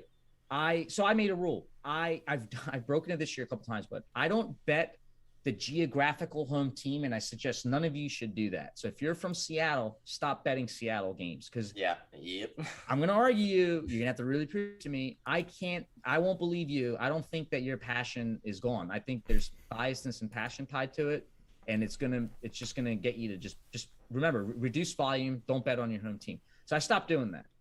With that said, I kind of sit back and I watch and there are games that I feel like, okay, I'm with you. I'm not going to bet against the Phillies at home. And I'm always laughing at the Phillies on the road and because I then watch all the hype that the out-of-towners give them, and it's just kind of a comical circus for me. But I think today, if you guys aren't aware of Pablo Lopez, 101 innings so far, one of the higher amounts, 27% K rate. He's up there with the big boys that we've talked about because above 28, we're looking good. He doesn't walk anyone at 6%. Ground ball rate is massive at 47%. He doesn't have a hard hit percentage. It's 32. That's green light, go. Fly ball, 30%. Hard hit, 32%. Home run per 9, 0.89. That's good to me. Batted balls in play, lower down at 293. So when you're giving me one of the better pitchers, I think, for the Marlins, and I've made money with Pablo Lopez, and I'm going to be biased here. The last bet we made before the All-Star game broke was a 10-unit bet I did on the Marlins on Sunday, and I think it was against the Braves. I have to go check, and we won, and I love that bet. I just loved it. I just had a feeling the line wasn't right. It was minus 120 Marlins favorite, and I forgot the score. It was a nice big score. They won. That was the one where they just shelled them off the first. Right. The The other team started scoring, but that's fine. They kept putting it on. I've been able to see the Marlins spots well. I'm not saying I'm going to do it today. I've been able to pick them pretty well. When you got the doubleheader that you have, we have Alcantara versus the other guy from drawing blank, but then you come into this game and I'm seeing Pablo Lopez. I mean, that just sticks out. I wish it wasn't a doubleheader today, and I wish that was the game. To be honest with you, I'm thinking about going to the game because I want to watch Pablo Lopez. You guys are going to think I'm crazy. I'm thinking about doing this and sweating your it balls out. off out there. I know, and I probably won't. Because my daughter has a lacrosse practice. That's right. She starts her first night tonight, right? But I think, and if you guys could look it up, I think Eflin has been getting hit. So let's do this together. 22% strikeout rate. He's not striking people out. Pablo's at 27%, but Eflin is not walking anybody. 3%. I've never seen that low. Yeah, I'm looking at his game. I'm just looking at his game logs right now, and he's never walked over 2 people in one game. He's like 1-2, 1-0, 0-2, 1-2, 0-2. Like he also doesn't give up many home runs. He got shelled against San Francisco for 4, but other than that, he does not give up many home runs either. That San Francisco game, that's the one that I picked on. I may have gotten lucky, but I was like, man, Giants are going to eat up on Eflin. I think that was at San Francisco, right? Yes, it was 11-2 San Francisco. So here's what's interesting. He's 1.24 home runs per 9. So of all the pitchers we looked at, he is, he's 0.01 behind Fetty. So Fetty's 0.125. He's 0.124. Here's where it gets interesting. Batted balls in play, 323. He is the second or third highest of the slate today when you look at batted balls in play. And so I think that people are going to give Eflin more love than he needs because of the stats you just went over, which I have to respect that. But I think in this spot, Pablo Lopez is the stud. Philly's batters at home, it's a hitter's park. So if Pablo Lopez is going to get chewed up, it's going to be today in the heat at a Phillies park. But if there's a game where he could probably debunk all that with a 27% K rate, it also could be today in a 7-inning game where he only needs to kind of do just enough to go 5. And the Marlins can hit over. I think of Marlins as a dog today. This is out of the doubleheader. I'm not betting, or I'm betting the Marlins money line game too. And I'm going to be honest, there could be some stubbornness and biasness in me from both ends. Yeah. From a little love showing on the Marlins and just me always just kind of having this quirky angle of never wanting to bet for the Phillies, but then, hey, I'll pick some spots maybe around them. Yeah, I understand that. I think it's funny that you talked about, betting on your home teams and stuff, because I started out the MLB's season, I think, Sean, 2-10 in Twins games. I think we just stopped counting. It just came to a point where it was like, hey, if I put out a Twins bet, take the exact opposite of anything I say, because it is just not worth it. But yeah, I totally agree. Like it's tough to bet on your own teams because you think you find angles, you think you know your team better than anyone else, and it is tough to stay away from. I try my best to do it, but at the end of the day, I'm like, I know the Twins better than anyone else. I know what they're going to do today. Yeah, and then they do the exact opposite that day. There can be the case of knowing too much where you can make yourself find the angle just because you know every little, and then you get it. That brings us to our next game, though. In my new favorite pitcher to fade out of the entire MLB, Keegan Aiken. This dude, I'm pretty sure that I could hit a ball from Keegan Aiken. No, not really. No, but this guy has been getting... We're supposed to be able to. This guy has been getting shelled all season long. I mean, he started out the season not bad, but boy, has he regressed hard. I'm just looking at his game log. Earned runs in his last 5, 4, 4, 6, 5, 8. Hits 6, 7, 7, 6, 8, which is actually kind of interesting the fact that his hits aren't as bad as I expected, but his earned runs are just jacked up. I mean, it's crazy to see 6 hits, 4 earned runs, 7 hits, 4 earned runs, 7 hits, 6 earned runs, 6 hits, 5 earned runs, 8 hits, 8 earned runs. It's like every single person that gets a hit on him is going to score.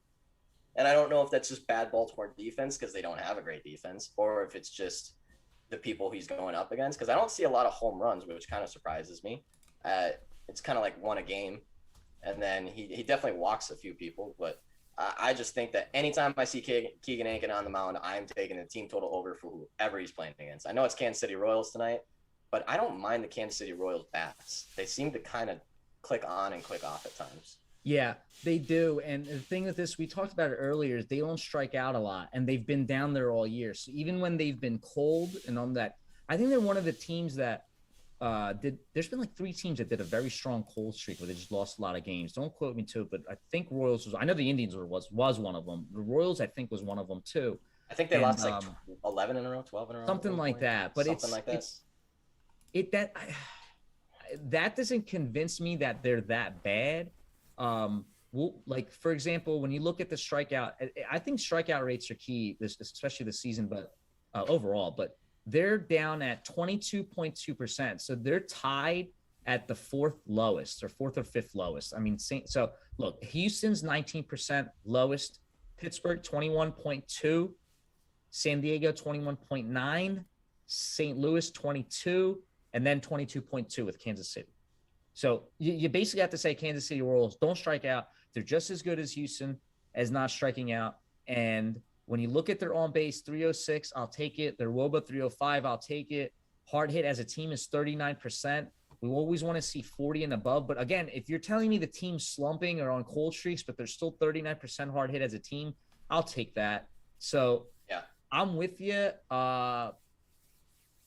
It would behoove me to think that the Royals, a professional Major League Baseball team that doesn't strike out, wouldn't be able to do something with Keegan Aiken. Let's put it that way. Yeah. That's how I have to say that. Now, I don't see who the Royals pitcher is unless you mentioned it. I missed it. I do not. I don't think it's listed yet.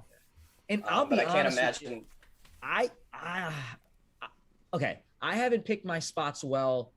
I haven't picked enough spots with Baltimore for or against. I've been kind of like ignoring the team. I don't know why. And I notice a lot of times they end up winning games where a lot of people bet against them, or maybe it was just my eye that I saw that. So it's all those 99 percenters. I can almost not guarantee when the Orioles are gonna upset someone or have a game where it's just gonna be stubborn for someone. But the amount of times that the opposite team of the Orioles has gotten 98, 99% of money is unbelievable. And I just immediately shut down that game then on, because that was all the Astros games. They were getting 99%. Who else did they upset?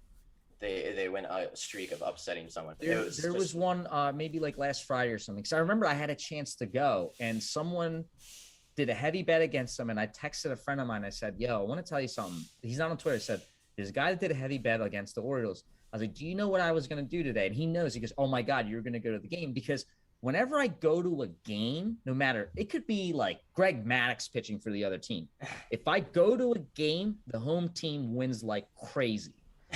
I went to a Mets game. New tech money strategy. I bet the Braves, and the Mets crushed them. I mean, like, it was just insane. Like, it was insane, like the amount of runs, and it was raining and it was cold, and it's like, what is going on here? So that streak always happens. And so Baltimore is always like an hour and 20-minute drive for me. So I'm always like, yeah, I could go to the game, which means I should be betting the home team. But to get back into reality, I know what you're saying with that 99% of the money thing with Orioles. And I think with this game, for me, the sound analysis is, hey, the Royals should be able to get on Keegan Aiken because of the discipline on the strikeout side. And we know what Keegan Aiken is, like the lack of, the stats he can put out there. So I agree with you on that note. Have a hard time picking on the game because I don't know who's going to be pitching for the Royals. And it could be one of those games that the Orioles Sean, well. Sean, what's the team total over for Kansas City Royals? Let me see. It's got to be 5.5, right? I know the game total is only set at 10, which actually really surprised me because it's plus money at 10 on DraftKings. It's plus 100 at 10. That could be worth a play because if the Orioles, I just don't like not knowing who the Royals pitcher is. I can't imagine they put a stud up there with Keegan Aiken on the mound. I can't imagine they burn a one of their solid pitchers on Keegan Aiken. But I'm not seeing it you never yet know. on DraftKings. I'm gonna have to do a little search. Actually, at DraftKings, I just found it. It may have just loaded. So I'm seeing 4.5 for both. Orioles -105 over 4.5. Royals 145 over 4.5. Okay, that's a little much. That's a But lot. That's the Keegan Aiken side of it, probably. Yeah. That's the Everything you Keegan already- Aiken side of it. you mentioned. But man, I still like that. Even with that juice, I would So- imagine the Royals can score 5. Yeah, Like, maybe I'll not tell you, Aiken I'll tell you alone. what, the Orioles may be at Bet MGM. They'll offer you this 3.5, sometimes cheap. You might be able to find 3.5 Orioles at 150, maybe. Yeah. Probably, maybe 165. So never mind. But yeah, Yeah. But that would be my lean for this one. I love betting against Keegan Aiken. Every single time I ever see his name, I'm like automatically other team total over. That's just kind of been my thing for the past month or so. I'm with you. I think that's the play there. I think that's yeah. the right play. And the total game over sitting at 10 isn't bad, but like I said, without knowing the Royals pitcher, I really don't know. I can't imagine it's going to be a good pitcher, but you never know. So yeah, I do like the Kansas City team total over definitely on that one. And that is just a straight fade on Keegan Aiken.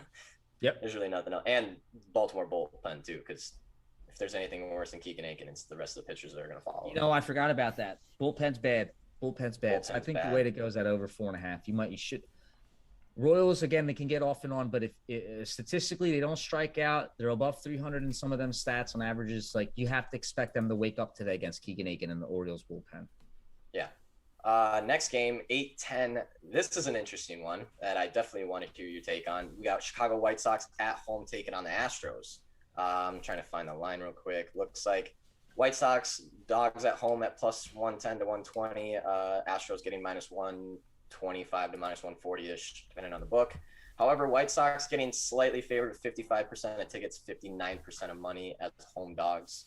I see Lance McCullers Jr. is on the mound for Houston. I do not see a starting pitcher yet for White Sox.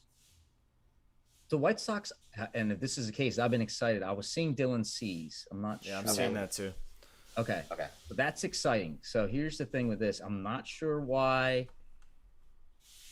Well, let's mention this. So I was listening to a Fangraphs RotoWire podcast or something a few days ago, and they talked about Dylan Cease and how when he started off the season, he wasn't giving up many home run per 9. But historically, who Dylan Cease is he's a very fly ball and fly ball to home run ratio hitter and a home run per 9 hitter. So he started off very low, like 0.6, just very low home run per 9. But in the last 6 starts, if I'm not mistaken, it's like 1.8, 1.9, almost 2 home runs per 9 innings. And the ERA has gotten very high in the last 6 games because of that. And there were a few things that they talked about on this podcast, and it had to do a little bit with the sticky stuff. They were wondering because they noticed the spin rate on Dylan Cease dropping, and all of a sudden in the last 5-6 games, how come these home runs were coming back? So you could argue 2 things. Dylan Cease historically is that fly ball home run hitter guy. If you look at the stats, he gives it up. But then all of a sudden he wasn't during a time where there may have been sticky stuff. And then all of a sudden he's turning into the old guy again for the last 5-6 games when the bans came around. So I think we have to go with the overall idea of who Dylan Cease is, which is a home run give up or whatever you want to call it. It's going to sound funny. And what do you get on the other side of the plate? You get the strongest, first of all, it's first place in everything. You get the strongest on-base percentage team in the league, 344. Yep. Ridiculous. Strongest so are the White Sox, and that's fine. But you get a WOBA at 339, the highest. And their ISO, sorry about that. Their ISO is high at 170, so 10th best. Their hard hits at 41%. That's top 3. And remember, they don't strike out. They're the number 1 team that doesn't strike out. And they walk at 9.5%, up to 10. And as a team batting average, they're the highest around 269, 270. So what are we saying? You're giving me the most disciplined offense, the most on contact with the ball offense, the best hard hitting team on offense. After we thought they were cheating, so now we have to assume they're not cheating. We have to assume that this year. I'm not a Houston fan, but we have to assume that. I mean, they ripped Altuve's jersey off, and he didn't have any sensors. He didn't have like tattoos and a nipple all of a sudden or something. It was weird. So what happened? So now, again, you tell me you have the best team on stats and production that we see. We can argue it against a pitcher that's regressed back into who he is, which is a home run, fly ball, give up guy. Sure, he can have a very high strikeout rate if he wants. Without looking, give him 33%. Because I'm going to then tell you you're facing a team that's 19%. So that's an average. So that means a guy that's pitching up at 33 is not going to be up at 33 when he's every day gets an average. He's going to have his low days. Well, he's going to have a low day facing one of the teams that doesn't swing. Yeah. Theoretically, you have to assume that. So my angle on this game immediately was, please don't tell me the team total is 5.5 for Houston. And it's not. It's 4.5 that I saw. It's decent juice, right? 125. Yeah. You get the away bat, so you get a guaranteed 9th inning. If you don't understand what that means is when you're doing team totals, and if you're the home team and you're winning the game 3-1 and you have over 3.5, you're not getting the bottom of the 9th bat. Yeah. But if you're the away team and you're winning 3-1, you still get your 9th inning back because you're batting top of the 8th. So remember that. When you're betting these team totals, don't change your bet on it, but remember when it may favor you to give you that, you know what? Yeah, I like Houston over 4.5 minus 125 today. I love Houston over 4.5 minus 125 today, simply because I have to take Dylan Cease's recent trends we've talked about in the last 5 or 6 games where he's given up all those home runs facing the best offensive team on paper. You have to take it. So that's why that's my favorite pick of that game. I will say that I love the White Sox and what they're doing and what they're supposed to be. I respect this line at where it's at, and I'll have to say this. If I'm taking a gun to my head, I'm taking Houston Astros at 130, minus 130. I see it drafting. Here's why. Because I'm a sucker for ground ball pitchers, and I'll try to pull it up. But Lance, when I close my eyes, there's about 3 or 4 pitchers that I just memorized that are ground ball pitchers. And Houston used to have 2 or 3 of them. Keuchel being one of them. He's gone. Or I've drawn it but Keuchel, McCullers, and there's a third. But McCullers is one of them. And let me try to pull it up here if I can quickly. Let's see what this year's numbers are. But McCullers is one that generates it. 52.5%. That's just disgusting. So I'm going to give you a scenario last year. During the years that I went, last season, I went above 70% with the specific strategy. It was easy to do 70 with smaller everything. Don't worry about the number. But what I'm going to say to you is this. It was a strategy that I was confident on, that was working. I then got bold and did it against McCullers last year. A team total, I think, over 3.5. We had 3 different times. Men on first and second. And you know what? And no outs. You know what McCullers does? Generates ground balls, gets you into a double play situation, and it doesn't mean shit. You can't score on this guy. What I mean by this guy is a ground ball pitcher. He's the 3rd best ground ball pitcher today. But when I say he's the 3rd best ground ball pitcher today, those numbers are with a large sample size. Alcantara, Senzatala have high ground ball pitchers. I need to go do homework and tell you what that really means. But McCullers, 52%, that's like lifetime stuff, even though I'm looking at 2021. So I don't think coming into this game, I know Astros are going to score on the White Sox on Dylan Cease. They're supposed to. Yeah. No one's supposed to score on McCullers. And that's how I come into this game. So I like the Astros today at minus 130 money line. But I rather bet over 4.5 at 125. Even though I've been scared to bet team totals overall this year, being 2021's a dead ball year. But I think overruns Houston today, and I like Houston money line today. Nice. Yeah, just to go off of what you're saying about McCullers, it's insane to see someone. I'm just looking at his game log: 2-2-2-2-1-3-0-1-3-0. It's like, yeah, you can score on him, but you're not gonna shell him because, like you said, even if he gets himself in a sticky situation, he can get out of it. Yeah, he may give up 1, he may even give up 2. But he's not going to be that pitcher who gets himself stuck in an inning for 5-6 runs and 40-plus pitches. I think this game right now revolves around who Dylan Cease is going to be today. That's my opinion. Yeah. If he comes in doing well and goes 5 or 6 innings, and I mean, we might have a battle. You know what I mean? It might be a low-scoring battle. But if he's doing what he's been doing, he's going to give up 1 or 2 home runs. So you're looking at a 1 or 2 run push right there, lead right there. And then you're looking at a setup where McCullers is going to generate tons of ground balls. And if I remember, I think, God, don't quote me that. I think White Sox, I think in the beginning of the year, their defense was bad. They're one of those teams that kind of like would let balls get through the ground and things like infield and things like that. So I don't know. We have to look into that. But I am seeing 4.8 run total for Houston versus 4.2 for Chicago. So that gives me a little relief. I think what we're breaking down is like supporting what we think we're going to see.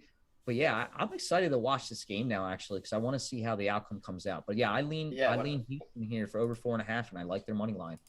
Yeah, I think I was on the exact same thing. I'm not going to say scared of the over, but like you said, the team total over, I've been getting crunched on because, like you said, it's a dead ball year. There's times where, and the reason I'm scared of it is because I've bet the last 2 team total overs I've bet on Houston, was the Yankees game, which they lost 1-0 in, and then another game where they lost like 2-1 in. It's like, God damn it, how the fuck? Right. But yeah, I do like this, and what you're saying about Cease is interesting because I definitely would not have picked that out beforehand. I was definitely leaning at Houston money line for sure, but I'm glad that you're on that over 4.5 as well because I do like that. Right. I just get nervous of it because Houston has burned me a couple times lately. Just remember, and like I think here's the thing where it can get confusing because remember, C started off hot, right, and now he's giving up home runs. He might still be striking people out. So he's got a 29.5% strikeout rate. That's scary good. But he's also walking 9.8%. That seals the deal. So you're walking 10% batters, which is our red line, anything above that. Yep. And we just mentioned that he's turned into that fly ball home run hitter in his last 5-6 games. So you have to assume he's going to walk one guy, give up a dinger. But that's the logic you walk into this with. That's 2 runs right there. And now you need to make sure you get to that threshold of getting over the 4.5, but it might not just be that easy for Cease. It may be that he walks a couple guys and the home run gets hit or a couple batted balls in play. Speaking of batted balls in play, he's 300. All right. So, oh, wow. So he's got one of the higher barrel rates of the season, 10.3% of the list we've talked about today. Yeah. Keegan Aiken's at a nasty 14% barrel rate, but Cease is at 10.3, and then everyone else is just much below or, around that. So that's a good tell. That's a good sign that this guy's given up the junk. He's given up power. Even though hard contact's at 29%, I think that's low because in the beginning of the year, he didn't give it up. But his fly ball percentage is at 41, and the hard hit is at 35. So I think, again, to just sum it up, I think the attacking, so it may get confusing for people because Cease strikes a lot of people out in the beginning of the season stats. I think that's fine. Let him go strike 5 people out. I think he's still susceptible to giving up 2 to 3 runs today. Okay. Yeah, I like that. Moving on, I do not see even a line for the Giants-St. Louis game. I see Kevin Gausman on the mound for the Giants, which I really don't care who St. Louis puts up. I've got Giants in that one. I don't see any lines or anything, though. I don't know if you see anything different. Looks like they're not setting anything until... On DraftKings, I'm seeing expensive Giants 165. I'm going to stay away from this game only because I have a lot of respect for the Giants. You guys all know that, but you know the offense is what I'm saying. They're doing great. Yeah. They have one of the best ISO numbers, and that's what's critical here. The on-base, WOBA, everything's very high. They walk at a 10% clip as a team. Just they're disciplined, man. They know what they're doing. I think some of those guys have been on that team. You know what? I could get heat for this. They're exactly who the Cubs wish they could be with some of the same players from like 2016. If you think about it, the Giants have some guys that have been around, but they're still relevant on that roster. And you can correct me if I'm wrong, but I see the Giants this year a lot like I saw Tampa Bay last year, where it doesn't quite make all the sense with all the pieces that they have. They probably shouldn't be where they're at, but the fact is they're disciplined. They know what they're doing. I just like one of those things where as a team they're playing very well together. Where maybe they don't have the greatest talent out of any team, but they are the record holder for the MLB right now, and that's because they are together a very good team. Maybe individual parts aren't as good as the Dodgers or the Yankees or whatever, but their team is definitely playing together. And I don't know, I'm not a baseball player myself, so I don't know how that chemistry and things work, but it's very easy to see when you're seeing it in front of you. Something's going on in that clubhouse. It's not a fluke that they're good. They've been good all year. I've been able to. Okay. So going back a few seasons, I never bet against the Giants because there were times a few seasons ago I'm like, oh, they stink, and then boom, they don't. It's nothing new. You got to be careful picking spots on the Giants. So I stopped betting against them. What I started doing was picking for them because I noticed if there's a guy like me that's like thinking, oh, we'll bet against them, then maybe there's like a situation with the line more than not, and there was. Giants weren't getting a lot of love in the beginning of the year in their lines, even like last year, and just overall. You're getting it today. You're getting minus 165 from what I see. And I think a lot of that's fact on because the Cardinals' offense just has been hit or miss, but more miss than not. Yeah. You can't rely on them. But I also don't like betting against the Cardinals because when I look at Goldschmidt and Arenado and I see those names, I'm just always like, man, we're 1 walk and 2 hits and the home run away from getting, being just wrong on this bet. And here's what's crazy. Kevin Gausman used to be called Gasman in the fantasy world. We used to attack this guy. He was giving up a lot of junk, if I'm not mistaken, unless there's another Gasman I recall. No, he's turned into a stub this year. Yeah. For whatever reasons.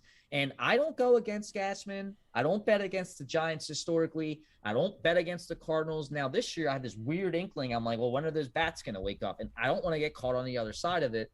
But you can make fun of me and say, well, hey, you've been missing out for 2 months then or whatever. And you're right. Yeah. So this is a game I don't have an opinion on. I will just say I respect the Giants a lot. I'm excited for them. I want to see them go all the way as deep as they can because it would be a really cool thing to see for the game. I agree. And for someone to not hit the luxury tax and still make it far is always that's always what I want for the MLB season. Because I know the Twins are just going to fuck it up somehow. They're not going to win a playoff game since the Billy Bean curse. But yeah, it's one of those things where, and I can't believe the juice that the Giants have been getting this season because even Vegas is acting like they're not as good of a team as they are. I have rarely seen the Giants come in over minus 180 or anything, which is unbelievable because to see the Yankees come in at minus 250 for all these games and to see the Giants coming at minus 165 with Kevin on the mound, even though it is St. Louis at St. Louis, which I know is another animal, it's like, how the fuck are you not giving the Giants more credit?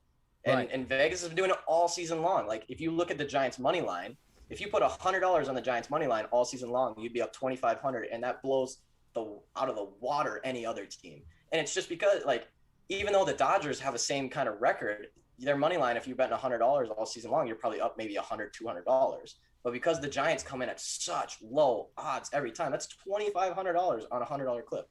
Yep, that's crazy. Yep. And similar to that, you can obviously, you guys are smart, and everyone listening.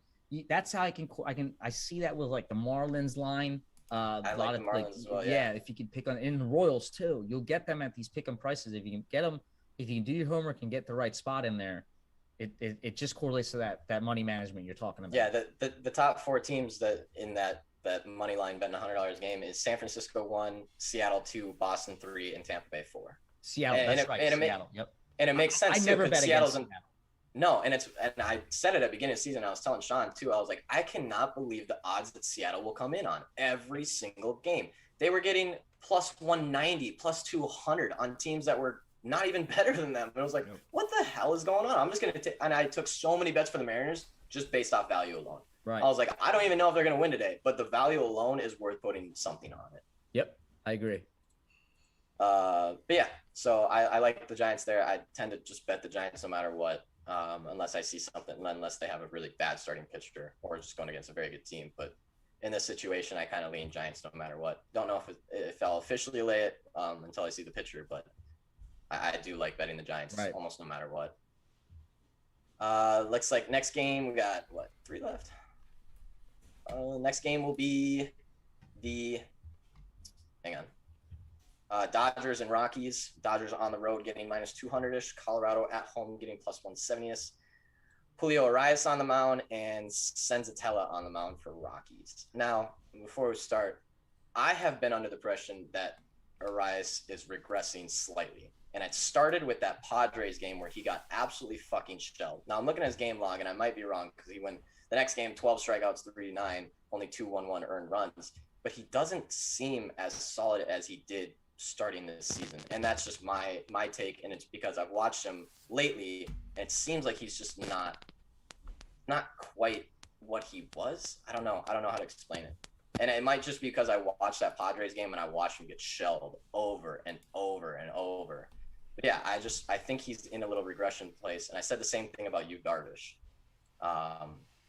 So yeah, I don't know what your take is on that, but No, it's interesting you point that out because I haven't really been drilling into Julio that much like that, but it is the Padres that you mentioned though. So I like how you said, hey, it's the Padres, but I'm looking at this. I mean, he's got 106 innings this year, 27.7% strikeout rate. So he's maintained some high Ks up there with that amount while keeping a very low 5.4% walk rate, which is basically the lowest of the slate outside of the Zach Eflin nonsense, which I got a feeling Eflin's going to see some regression. I'm going to do some homework tonight. I'm going to look at historical numbers. I don't think any pitcher's ever gone like 100 innings with that low and then maintained it afterwards. That's like a project for me now. So, just to notice that he's down at 5.4% walk rate. Julio Urias is down there. It's good, and his ground balls are up at 40. So I'm just skimming through his hard hit percentage and hard contact's very low, down at 30 overall. So he did get shelled that one game, but he's keeping it down. Now, 1.27 home run per 9. So I thought maybe it might be a little lower, but still not that scary. The batted balls and plays are down at 2.83, 283 average. So it's not that bad. And what you get here, so I would say this to the comments you were making is maybe that Padres game being that's a very strong offense, which is one bad outing or an outing he should have been due. But something to keep an eye on now. What you get today is when you're in Colorado with the atmosphere, you don't get to throw the same the pitching movement of the ball, like the drops and the cuts. They do something to the ball, correct? They do something to the ball before the game. Yeah. Right, because of the atmosphere. So maybe Urena is not going to be the 27% K hitter today. But then again, I mean, who are we facing? I don't respect the Rockies bats actually. Now they've gotten better. They were a very high strikeout team earlier in the year, and they've gotten much better. They're like in the middle of the pack. Let me see if I can pull it up quickly. Yeah, they're somewhere in the middle of the pack. So they've gotten much better. They're down at 22.7%. Remember, the third, fourth, and best teams are down in that 22 percentile. So as a team, they've gotten better. 310 on base, 321 WOBA. That's strong. 155 ISO as a team. Sorry, I read the wrong line. Start over. 310 on base, 305 WOBA, 148 ISO. So here's where it's tricky. 35% hard hit percentage, and they play in Colorado. So that worries me that they can't hit hard hit percentage above 40 even in Colorado, but it makes sense because it's a dead ball. But then again, that says that, wait, you're still at 35% even in Colorado. So to sum it up to me, the offense isn't that strong this year, or at least that I would expect from what I'm thinking. So I don't have a strong eye on this game because Senzatala on the other end, he himself. So all right, let's talk it out loud. Actually, I might have an eye on this game. So Senzatala, 15.7% strikeout rate. You're going against the Dodgers and you don't strike anybody out. So that's bad. That's really bad. I'm trying to see what the Dodgers strikeout number is here. Because I'm expecting it to be low, but maybe I'm wrong. I'm losing sight on it. Oh, wow. Yeah, they're low. 22%. So again, that's the second, third place team. They're not. So 340 on base percentage. So that's probably top 3. 333 WOBA. That's definitely top 3. ISO, that's top like 5. 40.6% hard hit as a team. They walk 10% as a team. So that's my angle. My clear game here, what I would do is here in this game, and this is because I have the opportunity to do this being in the books that I have, I would take the Los Angeles Dodgers -1 it's juiced at 165 on DraftKings. You can get 165. Now, -1s are available at William Hill. They usually have it cheaper. So maybe you can get a -1 at like 150 over there. But if I'm betting this game, I like the -1. I mean, we could argue if betting 190 money line is something people like to do. It's normally for me when I see that kind of juice, it's automatic parlay with one other team. That's normally where I go with it. And like I said earlier, I was liking, even though the juice was high, I forget what game we were talking about, but I like that the fact that the tickets were less than the money, which means that they're actually getting straight bets. This one, on the other hand, and it always happens because I said that if your name is the Dodgers or the Yankees, you automatically get put in parlays for some reason. Right. But that minus 190 is getting 86% of tickets and 69% of money, which means that everyone is throwing them into some kind of parlay, which makes me not like it as much. And the other angle on this is the Rockies at home, which I try to stay away from just because of that home and away record split is absolutely fucking nuts. It doesn't make any sense. I think we've talked before where Sean, it's still on a record pace, right? For like the worst home away split in history of baseball ever. They're gonna have to do some magic if they don't want that record. Right. We can also know the Dodgers do have the highest team total. Now that's not rocket science, being in Colorado, they're the Dodgers, but 6.75. Senzatala's given 333 to the left, 354 to the right.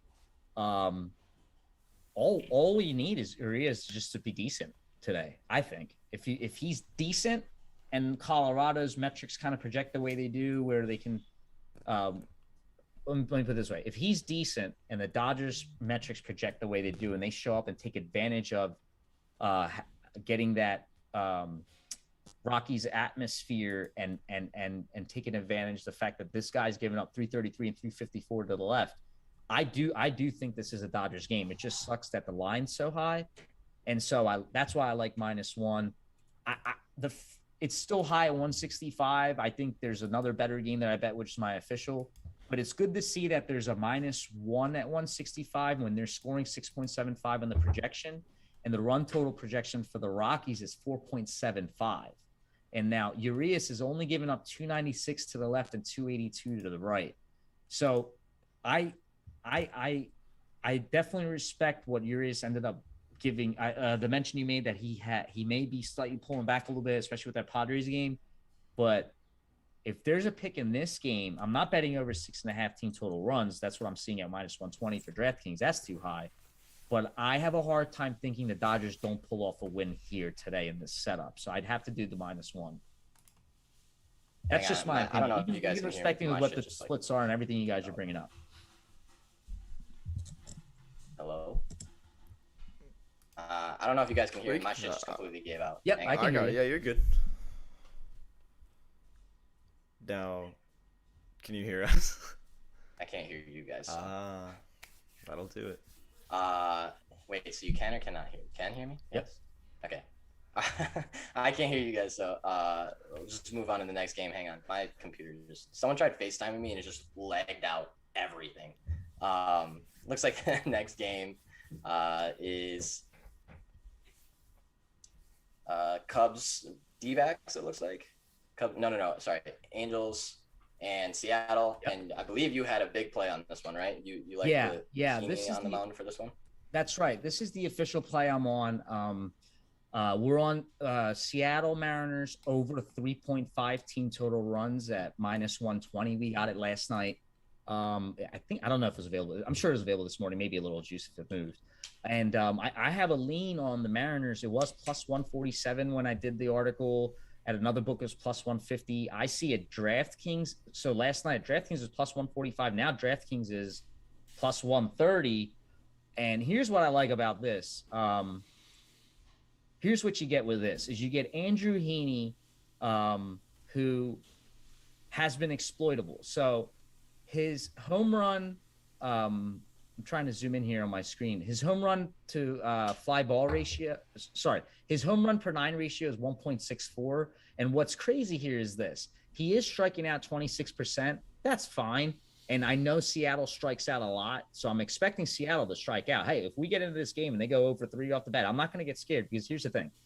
Heaney still walks about almost 8%. So it's not near to 10, but we're close. But his ground balls are way too low. It's 31%. And his fly ball ratio is very high at about 43, 45%. Okay. And his home run to fly ball is very high at 15.6. That's like the highest on the slate we've looked at today. And the hard hit percentage is at 44%. 328 batted balls.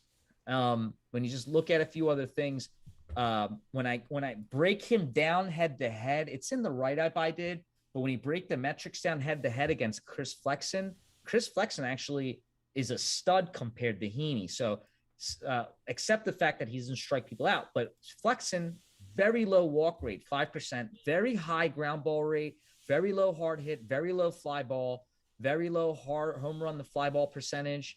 Very low home run to 9, very low barrel, just low across the board when you compare him to Heaney, to the point where I'm like, why the heck is this a plus 150? Because we know Heaney can give up home runs. So the analysis for me here is that if this guy like Heaney's giving up 8 to 10% in walks, and he's averaging 328 in batted balls while giving up 1.64 home runs per 9, he's susceptible to home runs and with men on. I mean, all right, so I went and looked at the game log, and obviously his strike rate is high. He's striking a lot of people out, but he's still, it doesn't matter. There's games he's striking a lot of people out, and he's still giving up runs. So let's put it this way. If he made 14 appearances this year, and the opposing team went over 3.5, because that's the bet we have, 10 out of 14 times. It's a 71.4% success rate. So Heaney himself has given up the runs, or when he's gone, the team has given up the runs and it gets over. Here's the second interesting fact.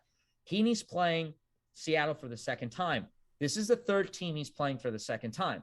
The other two teams were San Francisco and Houston. San Francisco, for the first time, 1 run, 1 earned run, no home runs. Second time, 5 earned runs, 5 runs, 2 home runs. The Houston, first time, 1 run, 1 home run, 0 home runs. Second time, again, 5 runs, 5 earned run, 3 home runs. When they played Seattle, remember, Heaney strikes out a lot of people. Seattle is the 4th highest strikeout team. We talked about how hard it is to bet against Seattle. Even with that said, that Seattle can strike out a lot. Listen to this. When they played on April 30th, Seattle had 4 runs, 4 earned runs, 3 home runs on Heaney, 2 walks only, 5 strikeouts. 5's high. Five's what I expect if you got Seattle, the 4th highest team, against Heaney, who's got a high percentage. But he still gave up 3 home runs and 4 runs. So we would have covered the bet that day. And if the trend were to continue that, he sees the team a second time around, they bash him again, you have to then assume, okay, well, he's going to give up 4 again, if not more. Now, on a random note, Ohtani, because one of the things with Ohtani's big, he's in home runs. He's got like 30-something home runs. Well, guess what? When he hits a home run, Angels are only 15-15. There's no clear correlation that they'll win a game. That's a good sign, because we want to know what Ohtani's doing today. The caveat I have is that Rendon was on a 10-day DL, and he may be eligible to play today. So I love the line at plus 147, plus 150 without him. I didn't end up making it efficient. I didn't bet it myself because Rendon may come back. I feel the stronger angle on this is the fact that a Seattle is the away team. And I think the wind may be blowing out today a little bit. You got to check that. It might just be a little bit. But I do think Angels is more of a hitter's park than Seattle. I think that favors us. So seeing the 3.5 number in a 2021 season where you can get a 3.5 number at almost a pick-em price, that's a gift.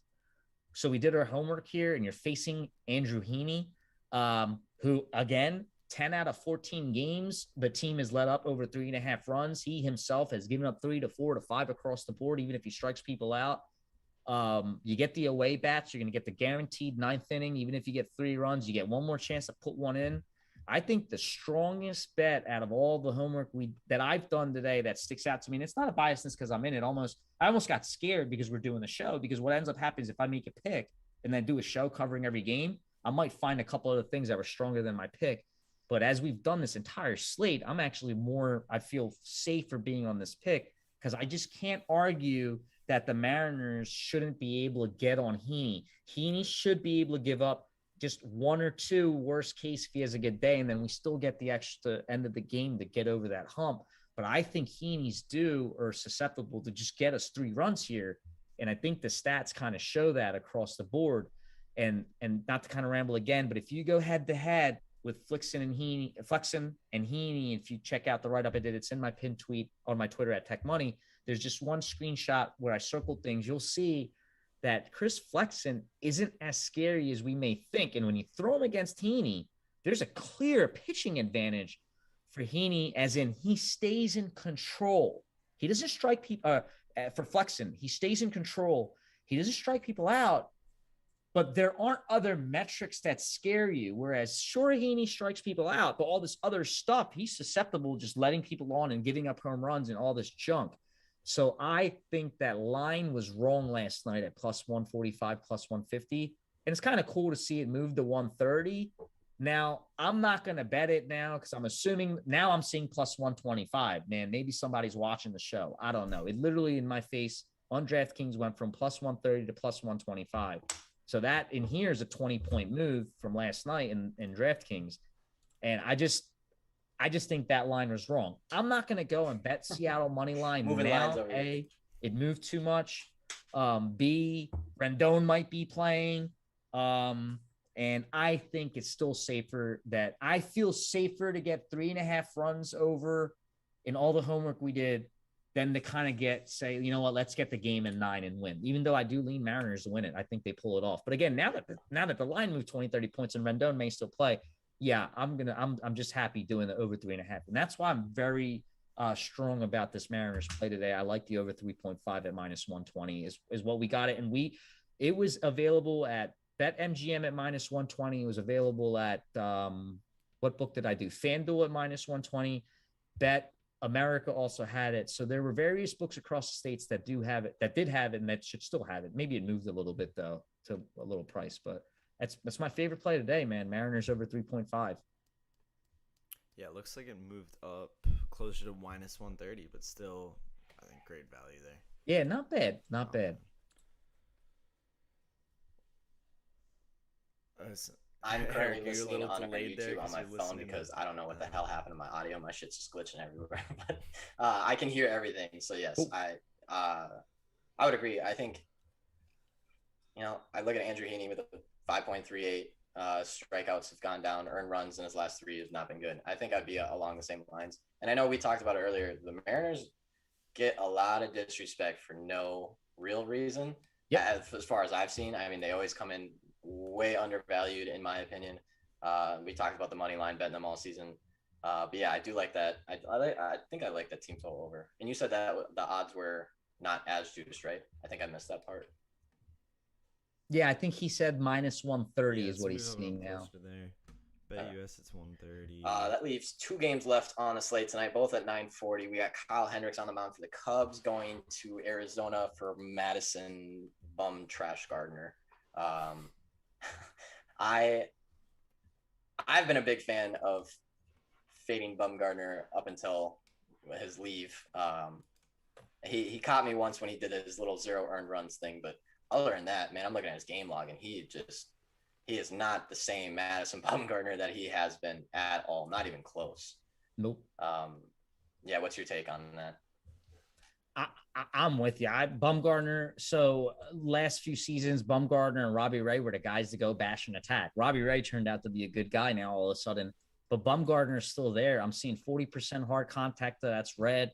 Ground balls 31%. That's red. He probably worked on his walks. It's at 7%. I think he used to be higher, so it would qualify for that trifecta, I call it, where the walks are too high, the ground balls are too low, the hard contact's too high. The guy's going to walk people and give up junk, and there's going to be runs being come in.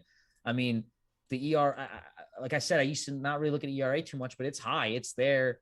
I don't have respect for Bumgarner, but let me put it this way. I don't have respect for the Cubs bats, and I don't have respect for Kyle Hendricks at the same time either.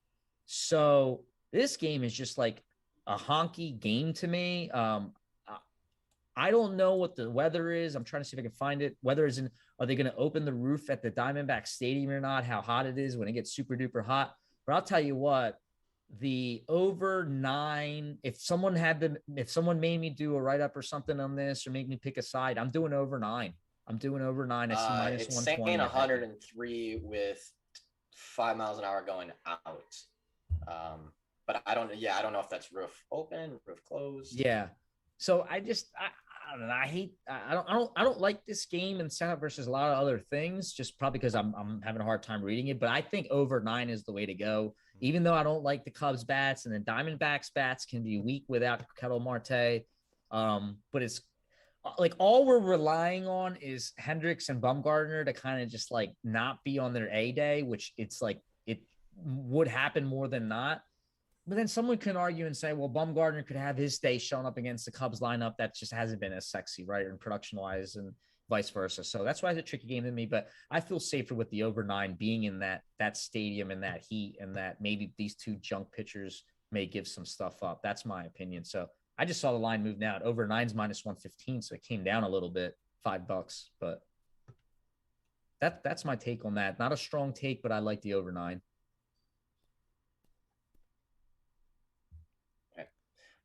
And that brings us to, I'm along the same lines. I think I was looking at Cubs team total over. I'm sure it's at 4.5 or 5.5, maybe minus even 130 right now. which I definitely do not trust. Yeah, I wish it was 3.5. Yeah. I'm still listening. But yeah, I don't really have a play for this. I kind of lean with Kyle Hendricks. I like the stuff he's been throwing more than I like Bumgarner's, obviously. But like you said, the Cubs bats, man, I cannot put my finger on it at all. Yeah. Because like if you look at if you just go through their game log even, in their last 10, it's been here, hang on, let me find it. Right. Yeah, in their last 10, it's 0, 10, 0, 8, 10, 3, 2, 2, 1. So like how the hell do you know what they're about to do? I'm on the same line as that, and that brings us to it's what's good is the Bumgarner's giving up 339 to the right hand batters, and if I recall, Cubbies can bring some rights out if I'm not missing it. But even though it's 311 to the left, not bad. So I do like. It's tough. It's a tough game for me. I think you're right. Like I think the Cubs should get some work done, but I also just don't trust Hendricks. Sometimes he's weird. There's games he'll be there, and there's games he won't. And I mean, again. So I'm looking at the team totals and I'm seeing Cubs are 4.84, Diamondbacks are 4.16. So it's coming right to the 9. But then Kyle Hendricks is giving up 376 to left-handed batters. That's way, way high. Now I don't remember off the lineup, off my top what the Diamondbacks lineup is like. But if they got a couple lefties in there that can pit, this is where you want to look at this tool called Plate IQ, and it's on Roto Grinders and other sources may have them, but they'll show you a chart of what type of pitches the pitcher pitches. 40% of the lefties he throws a changeup. Then on the bottom, it'll show you the starting roster on the offense and how they all do against a changeup. And it's just like color coded. And you'll see like all this red and you're like, he sucks. And if you see a guy throwing 40% changeup and the entire offense hits the changeup, it's all green. It's like, whoa, these guys are going to bash on this pitcher because the pitcher only knows how to throw a changeup. So this is a situation where I'd want to kind of go look and see what Kyle Hendricks has. What's his arsenal? How well does the Diamondbacks hit on them, and maybe make a lean for that over. But I think you're right. The Cubs should be able to hit on Bumgarner and get onto him. But I feel safer if I had to take an angle on the over 9 with this one, which scares me though because the overs this year are hard to come by. Yeah. You could even see the price maybe on 8.5 if it's not too juiced. Yeah. But yeah, I'm with you. I think the I agree with over that. probably the safest lean at the moment. What's that? Does that bring us to the last one, right? Sorry if you're not wrapped up yet. That brings us to our last game where I see Eli Morgan on the mound, where I think that's another one of those pitches where I see his name pop up. I'm like automatically opposite team total over. Yep. I don't trust him at all with the 8.44 ERA. Now, it is kind of weird that he's at a 1.5 whip, which is not decent by any means, with the 8.44 ERA, because I would think when you see that kind of ERA, the whip would be much higher than that. But I don't even necessarily trust Chris Bassett as much. He's burned me a few times as well. The game total over is set at 8, which really surprises me with Eli Morgan on the mound. I know the A's bats are sporadic a little bit, but I would think that the A's team total over, which I'm going to guess is sitting at 4.5 with decent juice. Yep. Minus 120 right now. I think that would be kind of my lean for this one. Like I said, anytime I see Eli Morgan's name, I'm like, this guy is going to get crunched. Yeah, no, I'm 200% with you. There's no way I'm paying minus 210 for Oakland money line here. Cleveland actually, so they lost like 7 in a row in their last 10, and then they won 3. So I mean, and they lost more than that 7 if I recall. But like if you look at their last 10, they're 3-7. But like I think it was 3 wins and there were 7 losses right before that. So you could argue, hey, here comes Cleveland bats. They're waking up a little bit. I don't know. But what I do know is exactly what you said. Eli Morgan is someone you have to attack. Dude, 3.38 home runs per 9 innings. That's the ratio. But remember, he's only 21 innings. So we're talking a very immature, small sample size. But it's one of those dudes that, look, I'm not expecting him to turn up to be the stud all of a sudden. Could he today? Maybe. And here's why I think the run total's low. Oakland's a huge ballpark. It's like a pitcher's park. When these balls get hit, it's like I got to zoom in with a binocular to kind of where are we going? And that favors these pitchers a lot. So maybe that's why that run total's low with the game total. But I think that can help us because that's probably why it's kept the Oakland line at 4.5. And it's hard to get Oakland bats sometimes to pick their spots. But if I had to take a bet on this game, I'm totally with you with Oakland over 4.5. And it's, I do see it at, I think, -120 at DraftKings, for example.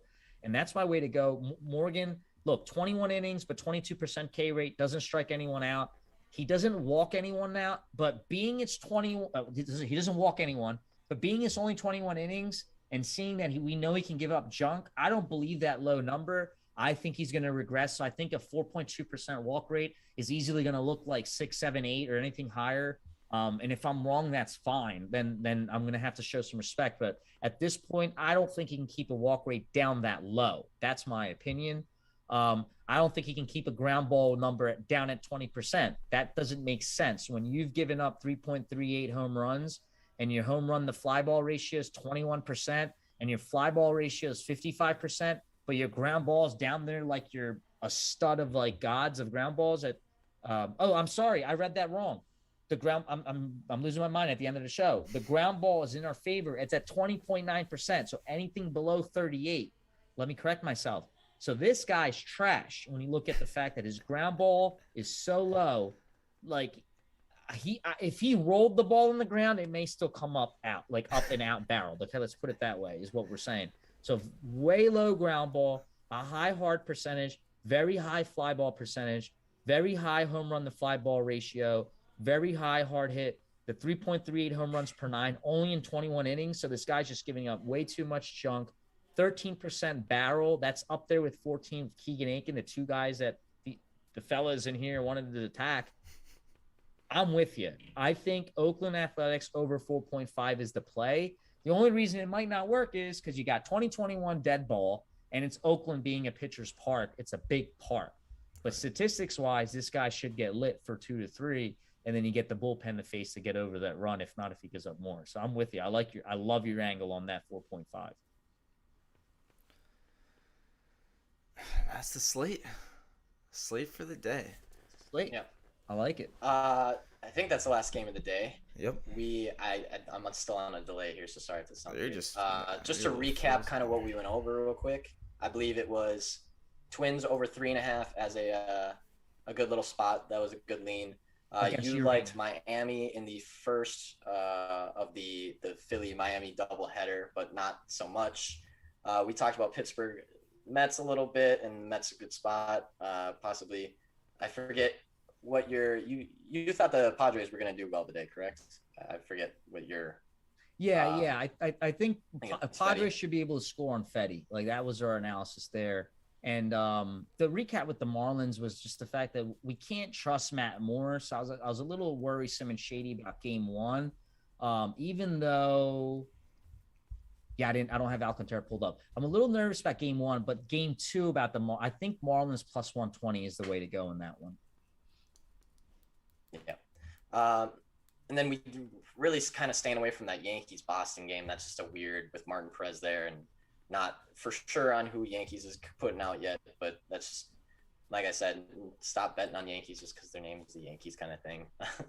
I feel like that's my best advice for anyone betting Yankees out there lately is just like, hey, make sure you're actually betting on them because they're going to win the game, not because their name is the Yankees. Right. Jordan Lyles versus Toronto Robbie Ray. Talked about the game total over. We were leaning on that. Yeah, one, right? game total over something. I think. Yeah. You were expecting Robbie Ray to not maybe do as well than normal, and Jordan Lyles is nothing special himself. Looks like the Milwaukee Cincinnati game. I forget what we had on that. We What was weren't your sure lean on that one? pitchers there, so it was just something we were waiting and worried. I think I mentioned I'd be fading it. Okay. And then the Kenta Maeda game with Detroit. We talked about Detroit being a better team than what we think.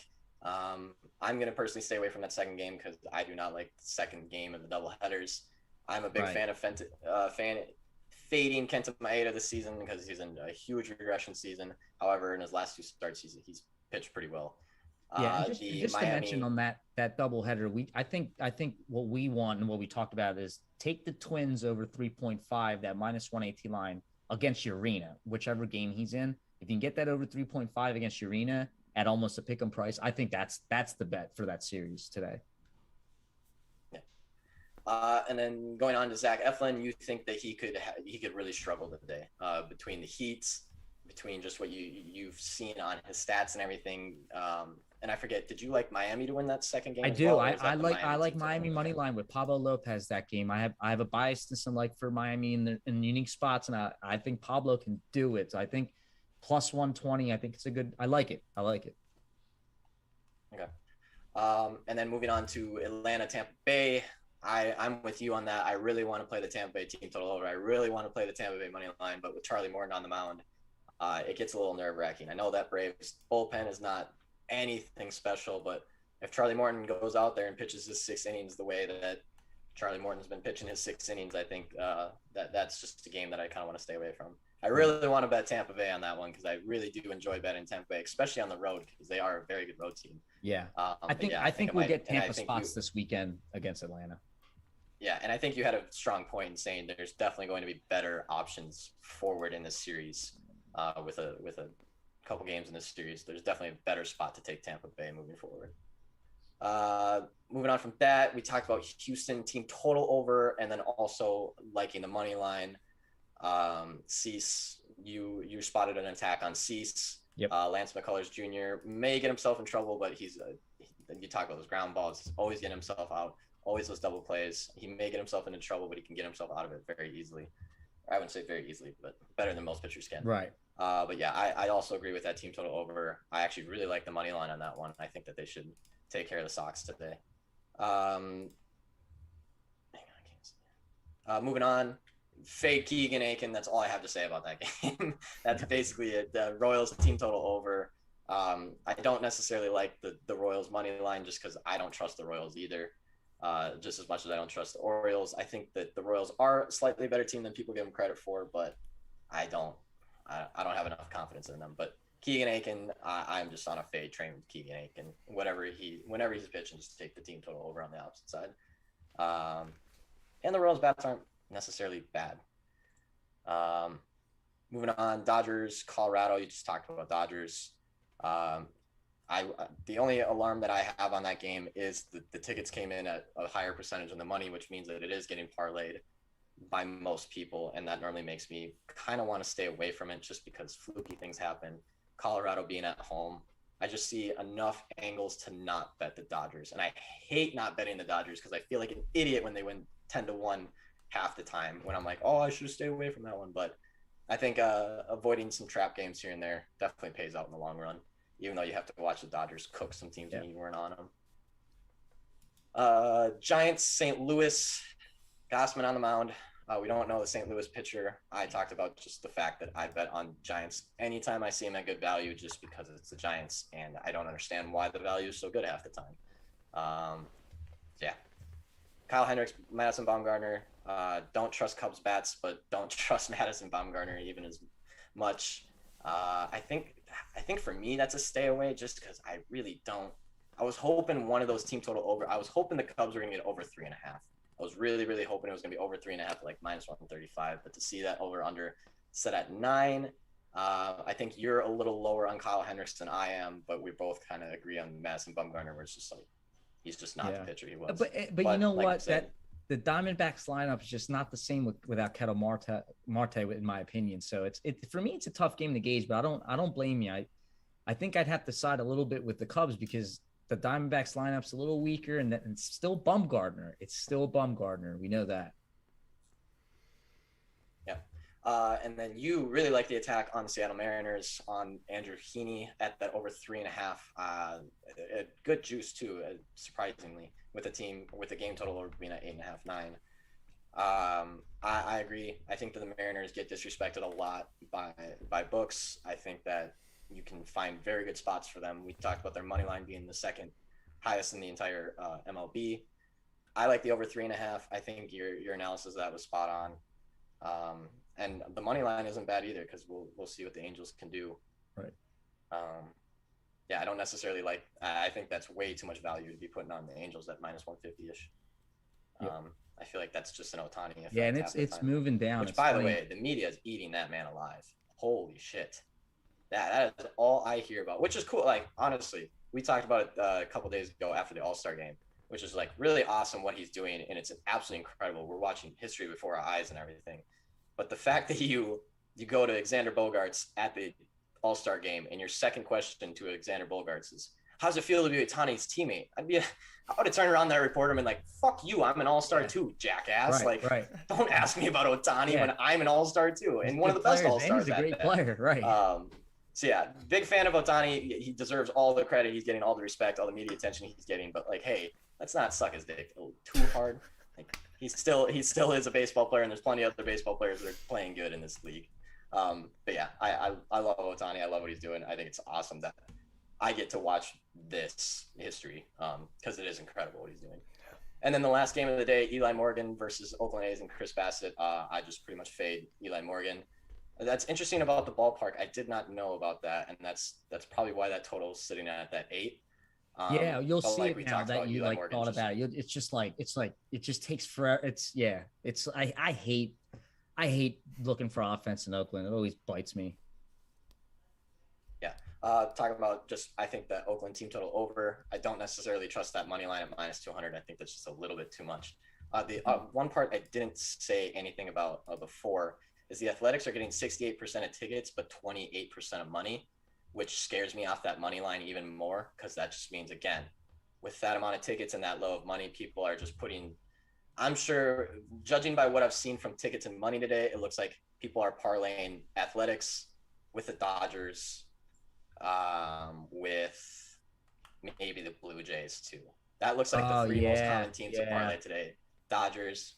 So if you don't want to get stuck in a trap game, I would advise you staying away from those 3 games as far as money lines. Maybe team total overs, whatever you want to do with that. But yeah, those I hate seeing those lines like that, because anytime people are parlaying shit, it's just the public going to get across the MLB games. We're like, oh, that one, that's the Dodgers. Okay, that's a good name. That's a good. That's what I imagine when I see those lines like that. It's probably the same guys that you call out on Twitter all the time, just going along favorites of the MLB, picking out their parlays. But I'm glad we went over those numbers, though. It makes sense. I can see it now how you explain it, how those 2 parlays are probably going together. And there's probably people that are doing Oakland and the Dodgers today, just those 2. Or Toronto and the Dodgers, like you said. Yeah, you see minus 200 anything. Parlay. Most times with those kind of things, I advise people like, hey, you can take both if you want, but I'm going to guess with those lines, one of them is going to lose. I have no idea which one it's going to be, but if you give me 2 games that are like that I know people are parlaying together, one of those legs you're going to lose. Like I said, I have no idea which one, but I always advise that one is going to lose. But I think that kind of wraps it up for today. Tech, we appreciate you so much. Thank you. You just gave us 2.5 hours of knowledge that we would have not had otherwise. Again, at Tech Money option. Just Tech Money? At Tech Money? Yeah, it's at Tech Money. You'll find me that way. Yep. In the title. Give him a follow on Twitter. The man's always up to something. Crazy little bastard with his videos and his sporadic rants on Twitter. Love to see it. We really appreciate you coming on the show. Thank you for everyone in the chat today. Thank you. Hopefully we can do this again. This was awesome. Hopefully we can get another big slate one day and have you back, because this was a lot of fun. Let's do it. We really appreciate it. Yeah. Remember, everyone in the chat, let us know if you want that free week of VIP. Shout out coming in for the Friday. I absolutely love it. And next time you see us, we won't be in these white rooms anymore. We are moving up, bigger and better. I think that's all we got for the Friday, guys. Sweet. All right, thanks for tuning in. Have a great Friday. Have a great weekend. VIP is going to be posted soon. Yeah, Sean, you're gonna have to take us out because I can't. Yeah. Eric's like probably 3 seconds behind, and it's very confusing. So we'll just send it out of here. Thanks for tuning in, and have a great weekend. Ooh. There we go.